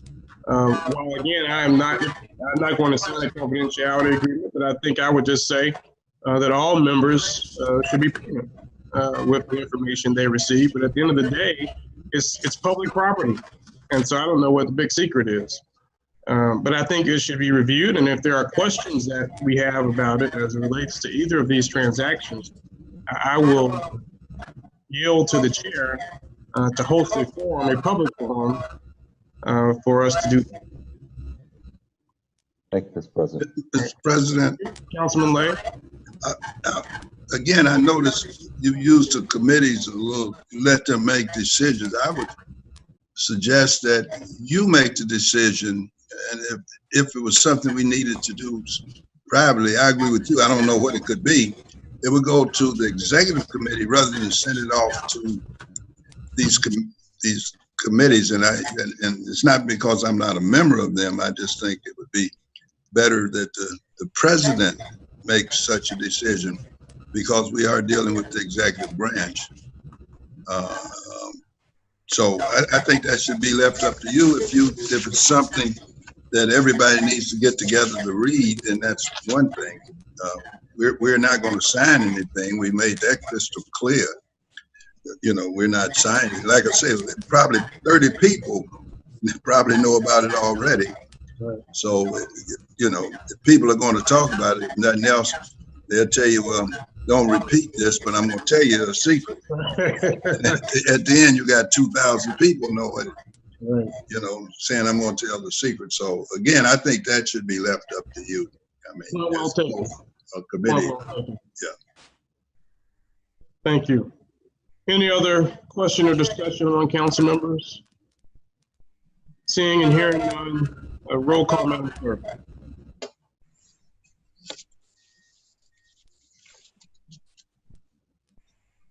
Madam Clerk? I think you're freezing up a little bit. Can you hear me now? Yes. Councilwoman Atkins? Yes. Councilman Brewer? Yes. Councilwoman Brown? Yes. Councilwoman Brown? Yes. Yes. Councilman Brown? Yes. Councilwoman Caldwell? Yes. Councilman Lay? Yes. Councilman Weatherspoon? Yes. Councilman Williams? Yes. President Gower? Yes. Mr. President, the vote is 9-0. Thank you, Madam Clerk. With a vote of 9-0, the investigation committee is activated for the receipt of the stated information. Is there any other special intellect? All right. This time, we will have council pending ordinances and resolutions on third and or final reading. Someone needs to mute themselves. We're getting some feedback. At least I'm hearing it. Thank you. Madam Clerk? CPO 2020-78, an ordinance authorizing the rollover of temporary interfund loans due between the City of Gary funds sponsored by Mayor Jerome Prince, City of Gary, Arlene Colvin, Esquire, Acting Controller. Mr. President. Councilwoman. Oh, I'm sorry. Councilwoman Brown. Mr. President, I move for passage of CPO 2020-78 on second reading. Finance Committee meeting. Third reading. What is today's date? Third reading. Pardon? This is on third reading. Are all these on third? Yes. I'm sorry. On third reading. Okay. I'm sorry. No, no problem. CPO 2020-78 on third and final. It's been moved. Is there a second? Second. It's moved by Councilwoman Brown, seconded by Councilwoman Atkins. We'll have the overview at this time. Mr. President, CPO 2020-78 is an ordinance authorizing the rollover of temporary interfund loans due between City of Gary funds. This ordinance will be retroactive to December 31st, 2020. There are a few loans, the ones that are listed that are from the redevelopment department. These will be paid sometime next month. but the rest of them that are listed will be rolled over for the 6-month period that is authorized under state statute. I'd like to request that the council approve this rollover. This particular ordinance is also being brought to you to correct one of the issues that appeared in the 2019 audit, where I guess previously there had not been an ordinance authorizing the rollover of temporary loans. And we are attempting to correct that now. Thank you, Attorney Colvin. Are there any questions of Attorney Colvin? Seeing and hearing none, roll call, Madam Clerk. Councilwoman Atkins. Councilwoman Atkins. Sorry. Yes. Councilman Brewer. Yes. Councilwoman Brown. Yes. Councilman Brown. Yes. Councilman Caldwell. Yes. Councilman Lay. Yes. Councilman Weatherspoon. Yes. Councilman Williams. Yes. And President Godwin. Yes. Mr. President, vote is 9-0. Thank you, Madam Clerk. With a vote of 9-0, CPO 2020-78 passes and is so ordered. CPO 2020-80, an ordinance of the Common Council of the City of Gary providing for a hearing and public comment on the transfer, sale of certain properties formerly owned by the GUEA, sponsored by AJ Bittner, Redevelopment Department. Councilman Brewer. I will move for CPO 2020-80, go back to committee. Is there a second? Second. Been moved by Councilman Brewer, seconded by Councilwoman Barnes Caldwell. Any questions or discussion? Seeing and hearing none, roll call, Madam Clerk. Councilwoman Atkins. Yes. Councilman Brewer. Yes. Councilwoman Brown. Yes. Councilman Brown. Yes. Councilwoman Caldwell. Yes. Councilman Lay. Yes. Councilman Weatherspoon. Yes. Councilman Williams. Yes. Councilman Williams. Yes. President Godwin. Yes. Mr. President, vote is 9-0. Thank you, Madam Clerk. With a vote of 9-0, CPO 2020-80 moves back to the Planning and Development Committee. CPO 2020-81, an ordinance approving incentive pay for the fire suppression employees in the City of Gary Fire Department with EMT or paramedic certification, sponsored by Mayor Jerome Prince, City of Gary, Arlene Colvin, acting. President, Councilwoman Brown. I move for passage of CPO 2020-81 on third and final reading. It's been moved by Councilwoman Brown and seconded by Councilwoman Barnes Caldwell. We'll have the overview at this time. Mr. President, CPO 2020-81 is an ordinance which approves incentive pay for firefighters who also have EMT or paramedic certification.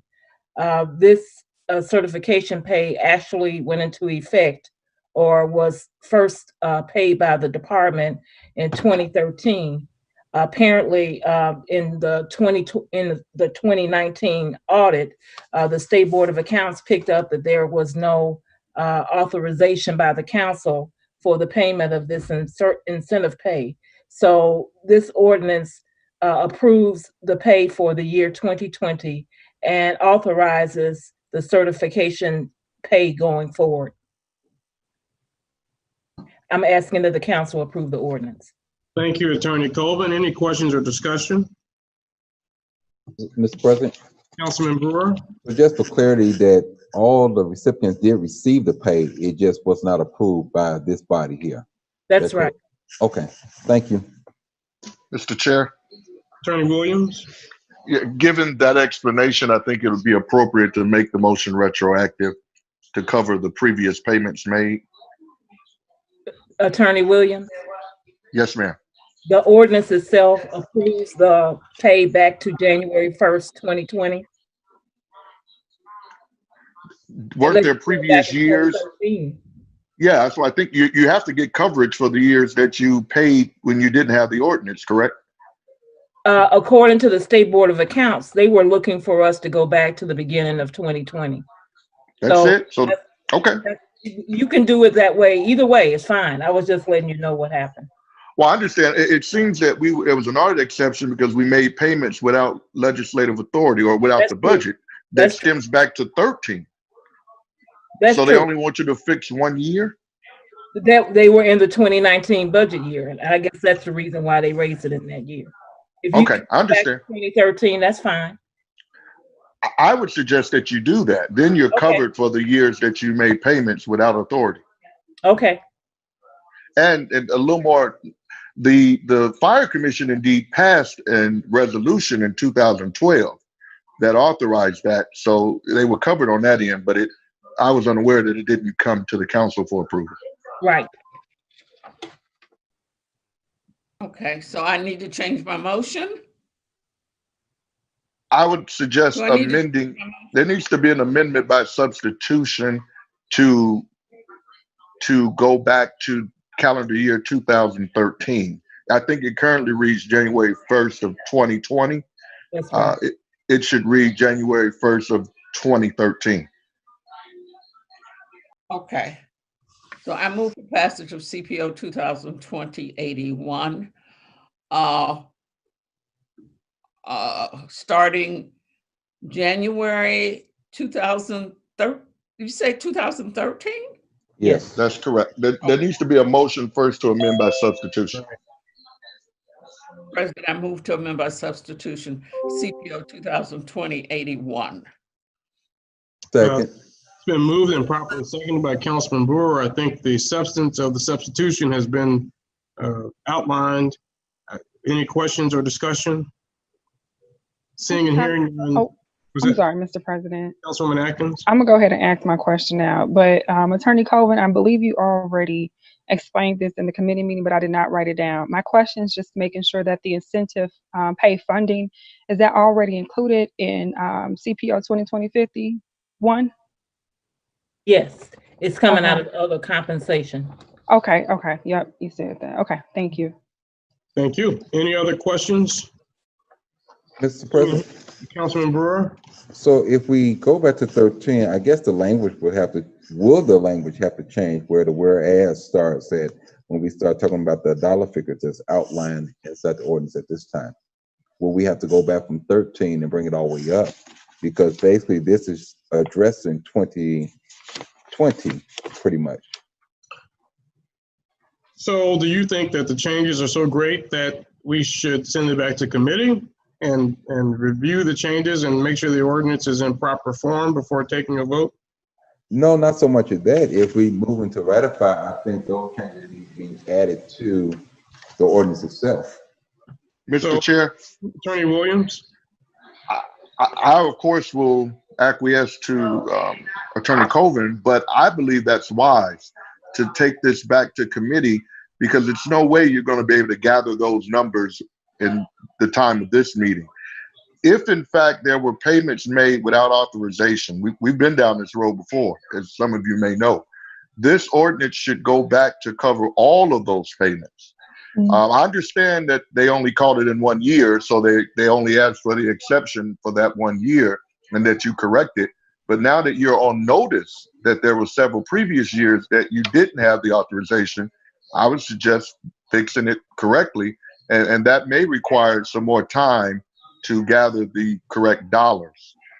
If in fact that's important at all to be in the ordinance, that could have been something that was just over thorough in this ordinance. Mr. President, Attorney Colvin? I think the issue is not so much the money, because in each given year, the money was actually paid from other compensation, which was approved rather by the council. The issue is the authorization. So if it's to be amended, I think that is what needs to be amended, the authorization language, as opposed to any additional numbers. I agree. So it sounds to me that it would maybe be prudent for Councilwoman Brown to rescind her motion. Right. Okay, so are you rescinding your motion? Yes, I'm rescinding CPO 2020-81, but I need to know what my motion should be since we're not clear. I think to refer it back to the Finance Committee. Okay, then my motion will be that CPO 2020-81 be referred back to the Finance Committee. Is there a second? It's been moved by Councilwoman Brown and seconded by Councilwoman Barnes Caldwell. Any questions or discussion? Seeing and hearing none, roll call, Madam Clerk. Councilwoman Atkins, Yes. Councilman Brewer, Yes. Councilwoman Brown, Yes. Councilman Brown, Yes. Councilwoman Caldwell. Yes. Councilman Lay, Yes. Councilman Weatherspoon, Yes. Councilman Williams, Yes. President Godwin. Yes. Mr. President, the vote is 9-0. So the vote of 9-0, CPO 2020-81 is referred back to the Finance Committee.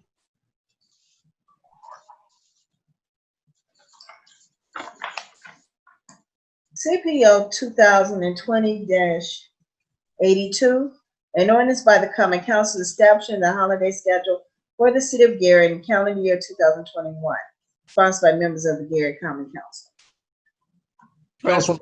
Councilwoman Brown. I believe that this is an ordinance that either needs to go back to committee or there needs to be further discussion. I think after talking to Attorney Colvin and some others, there was some discussion with the union in terms of what their holiday should be. And so we should have that discussion. Okay, sounds good. Is there a second to move it back to the Finance Committee? Second. Been moved by Councilman Brown and seconded by Councilman Barnes Caldwell. Any questions or discussion? Seeing and hearing none, roll call, Madam Clerk. Councilwoman Atkins, Yes. Councilman Brewer, Yes. Councilwoman Brown, Yes. Councilman Brown, Yes. Councilwoman Caldwell. Yes. Councilman Lay, Yes.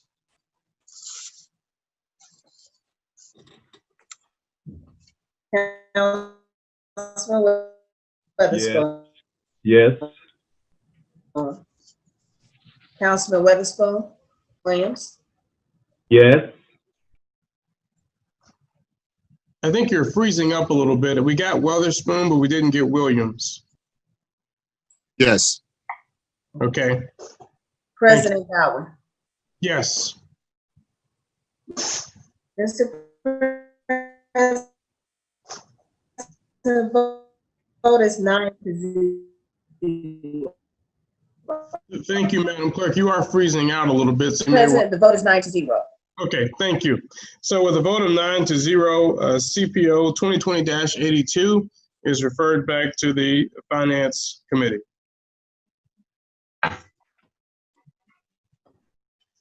CPO 2020-83, an ordinance establishing a new fund department and budget for the Section 108 Loan Debt Service Reserve Fund, sponsored by Mayor Jerome Prince, City of Gary, Arlene Colvin, Acting City Controller. Mr. President, Councilwoman Brown. I move for passage of CPO 2020-83 on third and final reading. It's been moved by Councilwoman Brown and seconded by Councilwoman Barnes Caldwell. We'll have the overview at this time. Mr. President, this ordinance 2020-83 establishes a new fund and department for a Section 108 Loan Debt Service Reserve Fund. This fund is necessary to establish the account from which loan payments will be made. So I am seeking approval from the council for this ordinance. Thank you, Attorney Colvin. Any questions or discussions of Attorney Colvin? For Attorney Colvin. Seeing and hearing none, roll call, Madam Clerk. Councilwoman Atkins, Yes. Councilman Brewer, Yes. Councilwoman Brown, Yes. Councilman Brown, Yes. Councilwoman Caldwell, Yes. Councilman Lay, Yes. Councilman Weatherspoon, Yes. Councilman Williams, Yes. and President Godwin. Yes. Mr. President, vote is 9-0. With a vote of 9-0, CPO 2020-83 passes and is so ordered. CPO 2020-84, an ordinance appropriating funds for specific revenue budgets for the Fire and Parks Department for the fiscal year beginning January 1st, 2021, ending December 31st, 2021. Sponsored by Mayor Jerome Prince, City of Gary, Arlene Coleman, Chief of Staff. Mr. President, Councilman Brown, I move for passage of CPO 2020-84 on third and final reading. been moved by Councilman Brown and seconded by Councilman Barnes Caldwell. We'll have the overview at this time. Attorney Colvin. Mr. President, CPO 2020-84 is the special revenue ordinance for the fire department and the parks department. As the council is aware, these ordinances or budgets deal with revenues that are generated by those departments. So we have the budgets for those particular departments that we anticipate the revenue levels for, and we're asking for approval for this ordinance. Thank you, Attorney Colvin. Any questions or discussions for Attorney Colvin? Seeing and hearing none, roll call, Madam Clerk. Councilwoman Atkins, Yes. Councilman Brewer, Yes. Councilwoman Brown, Yes. Councilman Brown, Yes. Councilwoman Caldwell, Yes. Councilman Lay, Yes. Councilman Weatherspoon, Yes. Councilman Williams, Yes. President Godwin. Yes. Mr. President, the vote is 9-0. With a vote of 9-0, CPO 2020-84 passes and is so ordered. CPO 2020-85, an ordinance approving subsidies for various city accounts for the calendar year ending December 31st, 2020, sponsored by Mayor Jerome Prince, City of Gary, Arlene Colvin, acting city. President, Councilman Brown, move for passage of CPO 2020-85 on third and final reading. been moved by Councilman Brown and seconded by Councilman Barnes Caldwell. We'll have the overview at this time, Attorney Colvin. Mr. President, CPO 2020-85 is an ordinance requesting subsidies for the Genesis Center, Market Park, and Hudson Campbell. The subsidy amounts are outlined in the ordinance, but the total subsidy amount is $360,000. I'd like to make a motion that, I'd like to ask that the council, Watch out, Councilwoman Brown. I'd like to ask that the council approve the ordinance. Thank you so much. Thank you, Attorney Colvin. Any questions or discussions for Attorney Colvin? Seeing and hearing none, roll call, Madam Clerk. Councilwoman Atkins, Yes. Councilman Brewer, Yes. Councilwoman Brown, Yes. Councilman Brown, Yes. Councilwoman Caldwell, Yes. Councilman Lay, Yes. Councilman Weatherspoon, Yes. Councilman Williams, Yes. President Godwin. Yes. Mr. President, vote is 9-0. With a vote of 9-0, CPO 2020-85 passes and is so ordered. I'd like to just take a moment of personal privilege, and I want to do this throughout the year to educate the public. I know that people watch us run through these votes, and sometimes we don't ask questions or discussion, but I just want to emphasize that we have all of this legislation, unless it passes on all three readings, goes to committee. And in those committee meetings, we have plenty of discussion, lots of questions, lots of discussion. So we're not just running through these votes and blindly approving things. We do have an opportunity to dig into the details and to know what we're voting on. I just want to put that out there to the general public as an educational opportunity. Now we'll have council pending ordinances and resolutions on second reading. CPO 2021-01, an ordinance establishing a new fund 876 and budget for the City of Gary Fire Department. Sponsored by Mayor Jerome Prince, City of Gary, Arlene Colvin, Chief of Staff. Mr. President, Councilwoman Atkins. I move for passage on second reading CPO 2021-01 with Ways and Means Committee meeting set for January the 26th at 5:30 p.m. via Zoom, and a public meeting set for February the 2nd at 6 p.m. via Zoom. Been moved by Councilwoman Atkins and seconded by Councilwoman Barnes Caldwell. Any questions or discussion? Seeing and hearing none, roll call, Madam Clerk.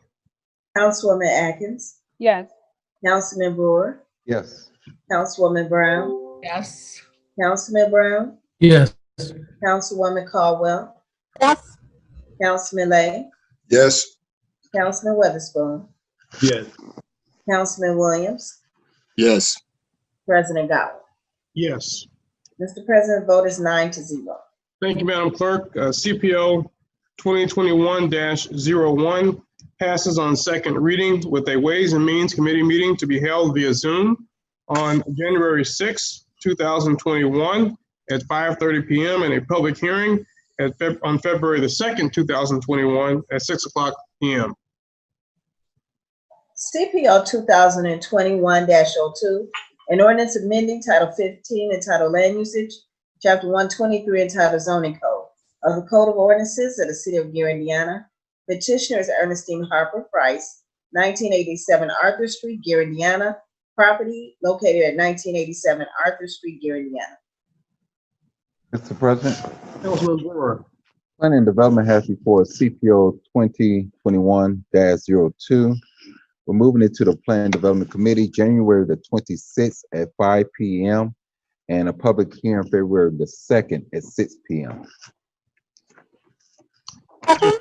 Okay, it's been moved by Councilman Brewer and seconded by Councilwoman Barnes Caldwell. Any questions or discussion? Mr. President, Councilman Brewer. I want to back it up just a little bit. Let's do 4:45 for that meeting. I want to try and give us a little time so that way, if we have another meeting, that we can kind of start pretty close to that time and we're not running so far over. So I want to kind of give us a little extra time there, 15 minutes or so. Thank you, Councilman Brewer. He's restated his motion. Do you reaffirm your second, Councilwoman Barnes Caldwell? Yes. Thank you. It's been moved by Councilman Brewer and seconded by Councilwoman Barnes Caldwell. Any questions or discussion at this time? Just very briefly, I'm not going to offer any objection to this, but I think we should use the hour, half hour, as we have done. I think the public is a little bit more used to that than doing it at 4:45. I'm going to vote for this one, but I think in the future, let's just do it 5, 6, 4:30, do it in the half an hour rather than in between the half an hour. That's fine, Councilman Lay. No, I'm not suggesting you change it. Oh, no. That makes perfect sense. I'll do the 4:30 for the meeting, and also CPO ordinance 2020-80 will also take place at the same time. So 4:30 is perfect. Thank you, Councilman Lay. All right, so you restated your motion for 4:30 p.m. on January 26th. Councilwoman Barnes Caldwell, are you seconding? It's been moved and properly seconded. Any questions or discussion? Seeing and hearing none, roll call, Madam Clerk. Councilwoman Atkins, Yes. Councilman Brewer, Yes. Councilwoman Brown, Yes. Councilman Brown, Yes. Councilwoman Caldwell, Yes. Councilman Lay, Yes. Councilman Weatherspoon, Yes. Councilman Williams, Yes. and President Godwin. Yes. Mr. President, vote is 9-0. Thank you, Madam Clerk. With a vote of 9-0, CPO 2021-02 passes on second reading with a Planning and Development meeting on January the 26th, 2021 at 4:30 p.m. and a public hearing on Tuesday, February 2nd, 2021 at 6 o'clock p.m., both via Zoom. Mr. President, spending ordinances and resolutions on second reading. Thank you, Madam Clerk. At this time, we will have our mayor's report. I'm sorry, Mr. President. Councilwoman Atkins. Just wanted to make sure would it be proper to set the time for the Finance Committee meeting because we do have 2 that were sent back to committee. Pardon? We're going to make sure we set the time for the Finance Committee ordinances that were referred back. Attorney Williams, do we need to have a vote, or is it sufficient to simply state the time publicly and make sure the public is duly notified? There was already a motion to send it back, so you simply need to set the time. Thank you. So, Councilman Brown, what is your pleasure in terms of the time? CPO 2020-81 or 82? I think both of them. Yeah, okay. I will just tell you 4:30 is when Ways and Means has been scheduled. I'm sorry, 4:30 is when Planning and Development has been scheduled. 5:30 is when Ways and Means has been scheduled. Oh. If, I think the available slots might be 6:30 or 6 o'clock. I don't know how long the Ways and Means will last, but maybe 6 o'clock. 6 o'clock. Okay, so the Finance Committee meeting will be on January 26th at 6 o'clock p.m. Right. To discuss the ordinances that were referred back during our third and final reading. Right. All right. Thank you, Councilwoman and Vice President Atkins, for pointing out that issue. At this time, if there's nothing else, we will have our mayor's report. Mr. President, I did have a minor thing, shouldn't take that much time. I had, why are you laughing at me, Councilwoman Brown? I'm going to forget you on your birthday. But anyway, one of the things, and I should have mentioned it earlier, that because we pulled back our resolution, as well as we didn't ask downstate for the 2% tax to be levied on the casino, that they would collect the tax. I shouldn't say levy on, they would collect the tax. They said no, and that was certainly one of the requirements we were asked to get their agreement. One of the things that I've talked to the mayor, as well as the chief of staff, Arlene Colvin, is working on a grant that we may have an opportunity, since government will change and certainly it'll be more favorable to this city tomorrow, that we maybe seek technology and things of that nature for the police department, or anything else we wanted to seek.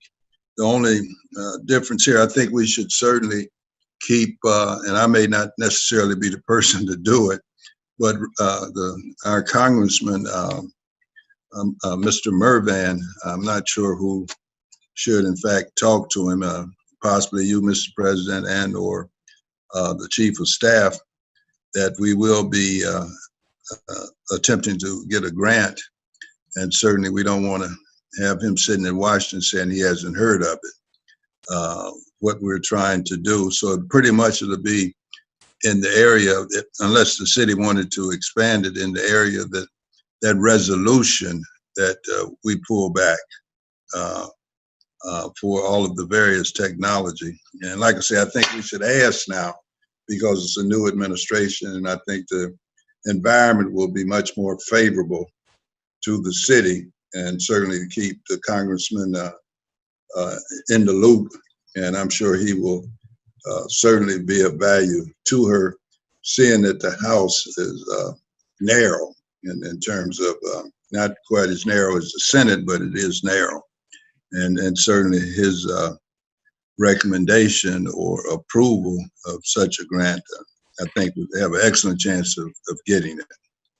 And I'm assuming that most of the work will be done by Chief of Staff Arlene Colvin, although she hasn't said that. I will be there if she needs me to lick the envelope or something to get it in the mail for her, or the email if we have to email it. Thank you, Mr. President.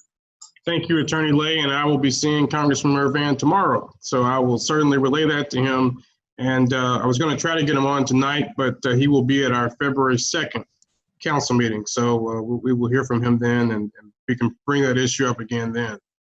Very good point. I also wanted to recognize, I don't think she wants to speak, but I of course wanted to acknowledge the presence of our former at-large councilwoman and current state rep, my state representative, State Rep Reagan Hatcher, who is on our council meeting call this evening. I almost said Councilwoman, State Rep Hatcher. Thank you. I was just watching as usual, and I just gotta say, I'm just so proud of this council for taking the steps to form this investigative committee. I think it's really important that the community actually understand and know what's going on. And I think that's just one way. And it's unfortunate that it has to be done that way. But I think whatever gives the community a real understanding of what's happening is really important for us. And in the same with the CARES Act money, I just applaud you all for your persistence and consistency in working to find out where this money is going and what you're doing. And I'm glad that the council does have to vote to allocate it. Senator Melton and I have talked about this at length, and I'm just glad that it will have some council oversight. There are so many departments in the city: police, fire, EMT, civil service, the civil side of the city as well. All of them deserve some type of hazard pay. And this is one of the ways that the other departments in surrounding communities are completely outdoing us. They're so competitive, and they're sending out these emergency hires. They're taking our officers. And what are we doing to stop it? At the very least, we should be able to provide the same kinds of benefits and pay that surrounding communities do. So I love watching you guys. I love it. It's great. It's great. So please keep up the good work. And myself, Senator Melton, we are here to help. So whatever we can do to help this process along, we are in. Well, thank you so much, State Rep Hatcher, and certainly appreciate your encouraging words and your leadership.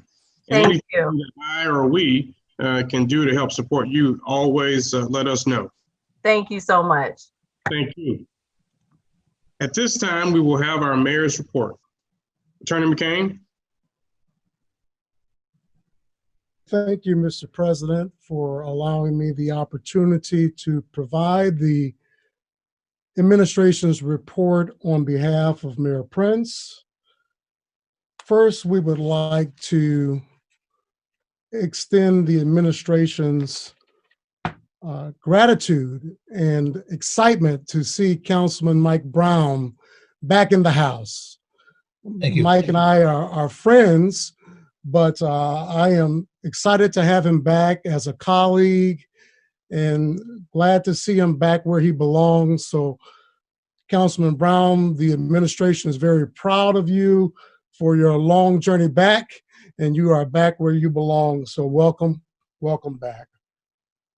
Yes. The administration would also like to express its heartfelt condolences for the family of Barbara Flournoy. She is or was a longtime educator and administrator here in the city of Gary. I don't know a person who has lived in Gary longer than 15 minutes who hasn't been affected by Barbara Flournoy and her husband, Naaman, and we wish to extend our deepest condolences for them and want to let you know that your city is here to support you in this deep time of bereavement. I have to shift now and say that the Prince administration follows the law. Lawyers can obviously disagree. That's what we're paid to do. We're paid to disagree about the interpretation of the law. The administration sought and received an advisory opinion, informal advisory opinion from the Indiana Public Access Counselor with respect to the two statutes in question. The one statute addresses the disclosure of appraisals that were gathered by the Redevelopment Commission. The second statute regards the confidentiality of those documents. So we respectfully disagree with the council, but we will address it in the proper format for the disclosure of those documents. It's not something that I unilaterally decided or the administration unilaterally decided. We sought and received an additional opinion in order to make that decision.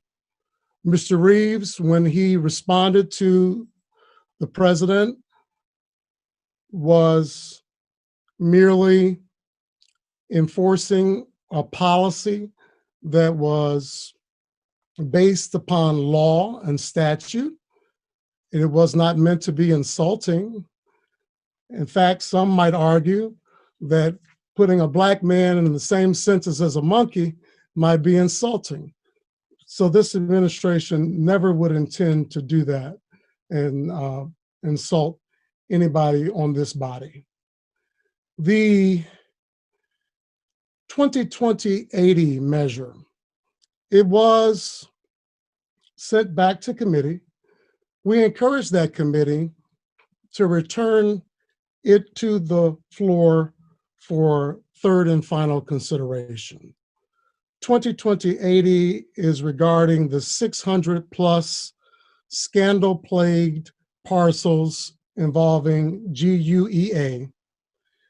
And as President Godwin said when he combined parks, arts, and culture, he says sometimes we can have too many committees and we need to be efficient and combine those committees. The administration feels that dealing with it in one piece of legislation is better than dividing it into 12 pieces of legislation. The argument can be made that it's difficult for us to pass one piece of legislation in a reasonable amount of time, let alone a dozen. So I encourage the committee to return it to the floor as is. The administration is happy to provide additional detail, but to break it up into 12 pieces of legislation is overkill in our opinion.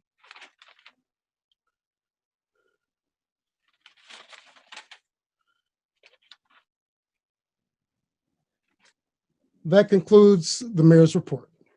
Thank you, Attorney McCain. I just wanted to quickly make it clear that I did not call anybody a monkey. That was not me who made any statement as it relates to Mr. Eric Reeves, who is a neighbor and a friend. We just disagree, as great people can do. I just want to quickly say that, as I've already stated, I disagree with the legal interpretation, which is why I thought it prudent for us to continue our investigatory committee, and I guess court can decide if that's what it comes to in terms of getting this information. But I would simply say that, hiding the appraisals only is the question, what is there to hide? And look, we know that they weren't given a tax abatement, and so they were incentivized through the price. That's obvious. I mean, you don't need to be an appraiser or have a real estate background to know that 27 acres for less than $2,000 an acre is still anywhere, right? Even in a challenged real estate market in terms of commercial real estate. So it's obvious that the value of the property is far higher than that. So I don't know whether what there is to hide, but we will fight it to the end. And if the courts say that we can't have it, then that's what they say. But I don't think that helps your case. But in any event, I will turn to Councilman Lay because I can already tell that he would like to speak. First of all, I think two things should be done. One, I do not believe, and again, this is not a reflection on Mr. Eric Reeves. I actually believe unless the president of this council asks specifically a person, I think the communications at this level, whether you're going to give or not give something, at a minimum, and I'm being real open here, the deputy mayor. Again, it goes back to bishops talking to bishops, deacons to deacons. And a non-elected official, I do not believe can speak where whatever they say is absolutely what it is, because they can make one decision. I hate to cite the Trump administration. The person would make a decision on Monday at 12 and Donald Trump would change it at 12:30. The same exists here. So I would think Mr. Reeves would not be the proper party to respond to the president of the council. And I think pretty much certain requests should be directed to our president and then to the administration. That just makes it a little bit, have more clarity. Same way I think when the attorney is activated, again, I think that should come from the president. It just makes it a little better so we don't have 9 people asking or 8 people asking the president to do something. I'm fully aware with the public access officer. He's a relatively new attorney, and I know him fairly well over the telephones. Although we have met, we certainly disagree. I think if you were going to try to get an opinion, possibly that we would respect, but the problem there is an opinion. It would seem to me it would come from the Attorney General, not the public access officer. I don't think he's high enough to make a decision that would bind this city. He only gives an opinion that don't even bind you on the Indiana open door law. And I've seen where he has been confused as to how he gives his opinion on more than one case. I'm sure he knows his business, but I've seen him issue an opinion after it was in court. He certainly can't do that. The court is the finder of the fact and the evidence. So that, and I argued that, and the court ignored, in fact, this public access opinion when a case was argued against, matter of fact, the school system. And so the court did agree with me that he shouldn't do that, pass along his opinion after the case is in court. That's left up to the court itself. So I would certainly go back to the mayor on my own. I think we should at least try to be a little bit more friendly, or even Mr. Godwin should go to him. That would even be better yet. But again, I don't see this 5-14 applying, nor his opinion to me is useless. And again, I'm not saying he don't know his job, but I also know that he tends to favor the executive branch of government, both at the city level as well as the county level. He really is there. Sometimes he does not advise who he should advise, but he takes certain positions. I certainly would want to find that we go into court arguing about the position of the public access officer. So again, let's, and I guess it's to the executive, let's disregard he and Mr. Reeves and let the decision be made to hand it to the council without activating the legislative committee. I see no way that there would be any restriction placed on the legislative branch by the court. This is not national security. If the public finds out, I don't guess they would storm City Hall. And like I say, 20 or 30, I have no idea how many people may know, but once you release it, and although I think Mr. Godwin should not have said it first, but what he would do, I certainly will not sign it myself. So I think he basically should have gotten the opinion of the council first, but I think we all probably agree that we're not going to sign that because that requirement may come again and again and again. And I'd like to see it being rethought. And I would ask Mr. Godwin to call the mayor, give him a call, And I'm sure if he's not listening in, he will be informed of our position. And let's not go to court. Contrary to popular opinion, I think court is the last thing that attorneys should do, because we lose 50% of the time. Rarely is there a tie. And so I would suggest we have a common interest, and our common interest is to do what is correct for the city. So we don't want to get caught in negotiating position, and most people do not understand. They tend to negotiate position. You get nowhere negotiating positions. And certainly I've led negotiations at a very prestigious institute, university. So Mr. Godwin, I would ask you you've activated the committee. We've given a time, and to go back to get a mayor a call. And if he's on, give you a call. I don't, both of you have telephone numbers, and see if you can't sell this issue without certainly any litigation, because we'd be tied up in court. Another thing about litigation, and I realize I'm taking a lot of time, when you have an ongoing relationship, the last thing you should do is litigation. In other words, we don't, it's not a one-time shot. I don't care if the city files it first or the executive branch or the legislative branch. We must have an ongoing relationship. It certainly puts a bad taste in people's mouths when they go to litigation. I think I've had as much training almost in negotiations as I have in litigation. So you basically want to see if you don't have a common interest, and that saves not only time, and in most cases it's a waste of time.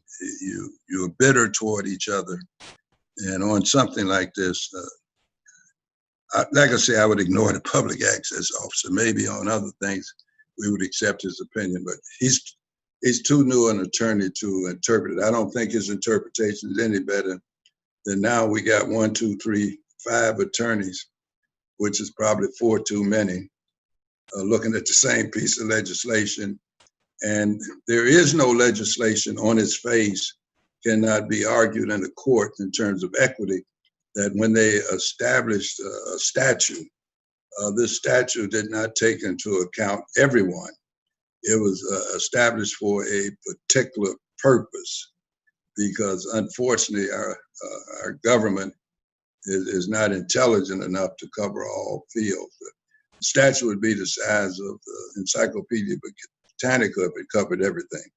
So I'm suggesting that, Mr. Trent, that you release it to the council by, although Mr. Godwin said tomorrow by 5 o'clock, we all will be watching the president and vice president being sworn in, but that's fine, that we voted on that. So that said, I would suggest you provide it. And in spite of your interpretation, in spite of and I don't think either one of us are going to get in trouble in terms of the law.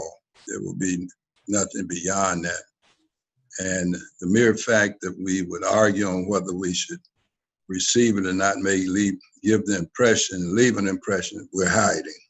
And I don't think the executive branch is hiding anything. They're reading statutes and not taking into consideration that we are one and the same government. Thank you, Mr. President. Thank you, Attorney Lay.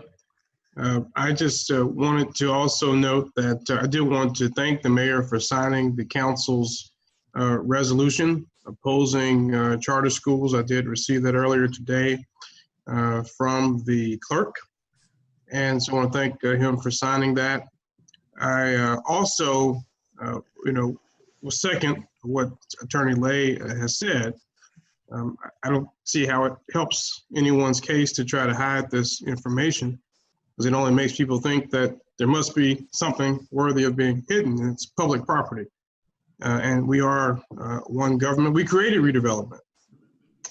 And so there's no way that there's some separate entity. Personally, I think it's gotten way too out of control over there. And if I had a vote on it, I wouldn't send a sidewalk over there because we have no voice. We can't even get an appraisal. And that is problematic. Any other members have questions or discussion for anybody in the administration? Mr. President, Councilman Brewer. to discuss on CPO 2020-80, it was discussed in the committee. And I believe last time when we had it before committee, it was only 8 parcels that the administration brought before us. A question came up in the committee, how many parcels are over there and how many parcels did they look forward to bring before us? And it was over 600. At that time, we definitely noted that we did not want all those parcels delivered to us all in one lump sum. I think majority of the council that was there definitely supported that effort. They did not want that. And Councilman Lay definitely outlined that we should split them up in at least parcels of 50. And I believe that came up to at least about 12 different ordinances that we brought before the council. And we also included, it was also said that there was people that was waiting for parcels, side lots and things of that nature. So I requested that the administration will bring those before us first. So it sounds like tonight that the administration does not intend on complying with the council's request by what we just heard by corporation and council.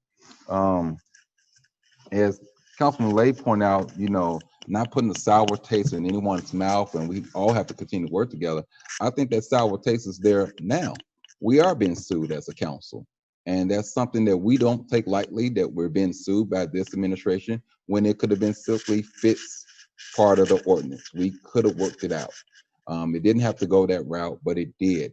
But to hear, it was a request that the council asked, and the attorneys was there, representative for redevelopment was there, and they agreed that, yes, we'll comply with that. Now we hear tonight that it sounds like there's no intentions on complying with what the council have requested. So that troubles me right there, going forward to our next meeting. So hopefully I will see something different Tuesday when we have our committee meeting, because the council request still does stand that we want those parcels broken up. Thank you, Mr. President. Mr. President? Thank you, Councilman Brewer. Attorney McCain? I just wanted to clarify my comments if they were not clear. We said that we are happy to provide the detailed information that was requested by the committee in terms of the district number and more information that was requested. The thing that the administration thought was inefficient was to divide this up into 12 pieces of separate and distinct legislation. That might be overkill.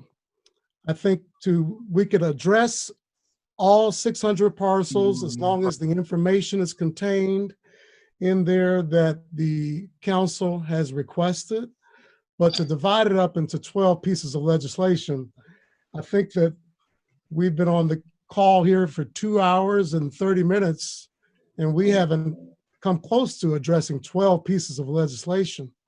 So that's our humble suggestion. So Attorney McCain, if I can ask a follow-up question, was it the administration's position to give us one ordinance, which is the first one that was presented, that only had 8? And then was you going to come with a second ordinance that had 631? I'm afraid I don't understand your question. So the initial legislation that was provided to the council, 2020-80, only had 8 parcels. And so my question is, instead of bringing the 12 that we requested just as a way to split it up in terms of 50, the only way that we found out about the 600 plus is because we probed and asked. So the initial legislation that was provided to us only had 8. So was it the administration's position to bring this 8 first, and then were you at a later date was going to bring a different piece of legislation that included the balance, which would have been 631 properties? I cannot intelligently answer that question because I don't know. I'm not privy to that. Okay, so I'm asking that question because it was collectively decided, in a way to be collaborative with the redevelopment commission to go through those properties for us to split up into 15. I just want to make it be known that it wasn't brought up to be obstructive or anything like that. But since when we asked the probing questions, it was only at that time that we found out that it was over 600 properties. We wanted to make a way to streamline the process versus only looking at the 8 that was initially provided to the council. So I just wanted to make sure that you were aware of that too, Attorney McCain. Mr. President, Councilman Lay. in all due respect, Mr. McCain, I don't believe the executive has an option here. You're asking the council to pass an ordinance. So, and I agree with you. We took 2 hours discussing a holiday. That's Parkinson's law, that the more people know about a subject, the more time they take on a subject. Most of it's not relevant. But if we've asked for 12, then we certainly should be given 12. You have no option here. You can't give it to us in any other form, or I would assume it would just lay in that committee and you would not get it done. So I would suggest that on a lot of things that's coming out of redevelopment, we do one at a time. And I'm going back to January, we had a bunch of them on one at a time.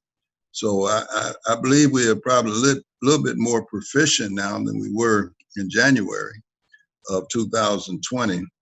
So I would suggest that you break it down, and I agree with Mr. Brewer. You had indicated that some people were waiting. Whatever that number is, I assume it will not exceed 50. If it does, then you have to bring it in 50. Give us that first.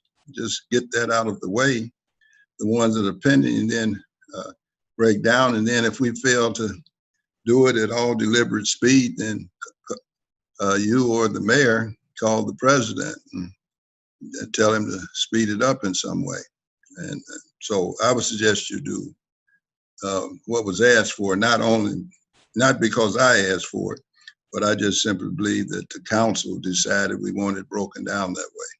So I don't think the administration had, unless you just wanted to sit there doing nothing. And so I would send forward the individuals that you know at this point we're going to give the land to, and then bring the other ones based upon a breakdown of 50, or whatever the number is, no more than 50. And I'm sure if they bring it at one time, it's just simply changing the numbers. And I believe we can handle it. Give us an opportunity to try at least. Thank you, Mr. President. Thank you, Councilman Lay, and thank you, Council Members Atkins and Brewer. And I guess and I agree, we should get what we asked for. And I suppose what we could do, and this is just logistical, is to keep it in committee. If you want to just, even if you presented the 600, I think it's clear that we need time to look at these in a way that's manageable. And so perhaps it can stay in committee for 2 months or how much ever time is required. For each committee meeting, we can deal with 50 of them at a time, and try to run it that way. I know that there is a desire to implement this Fix One, Get Two program, and so I get that.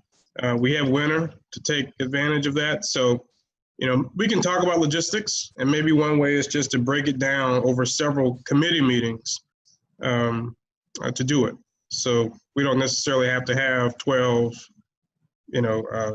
separate things, but I'm fine with either way. But I think we have to have a manageable schedule to work it. So I'd love to hear your recommendation on how to do that in light of what the council members have said. Any other questions or discussion for the administration? Okay. Well, seeing and hearing none, I don't believe we have any other business before us. Our next council meeting will be on Tuesday, February 2nd, 2021 via Zoom. Is there a motion to adjourn? Come on, Mr. President. We stand adjourned. Have a good evening.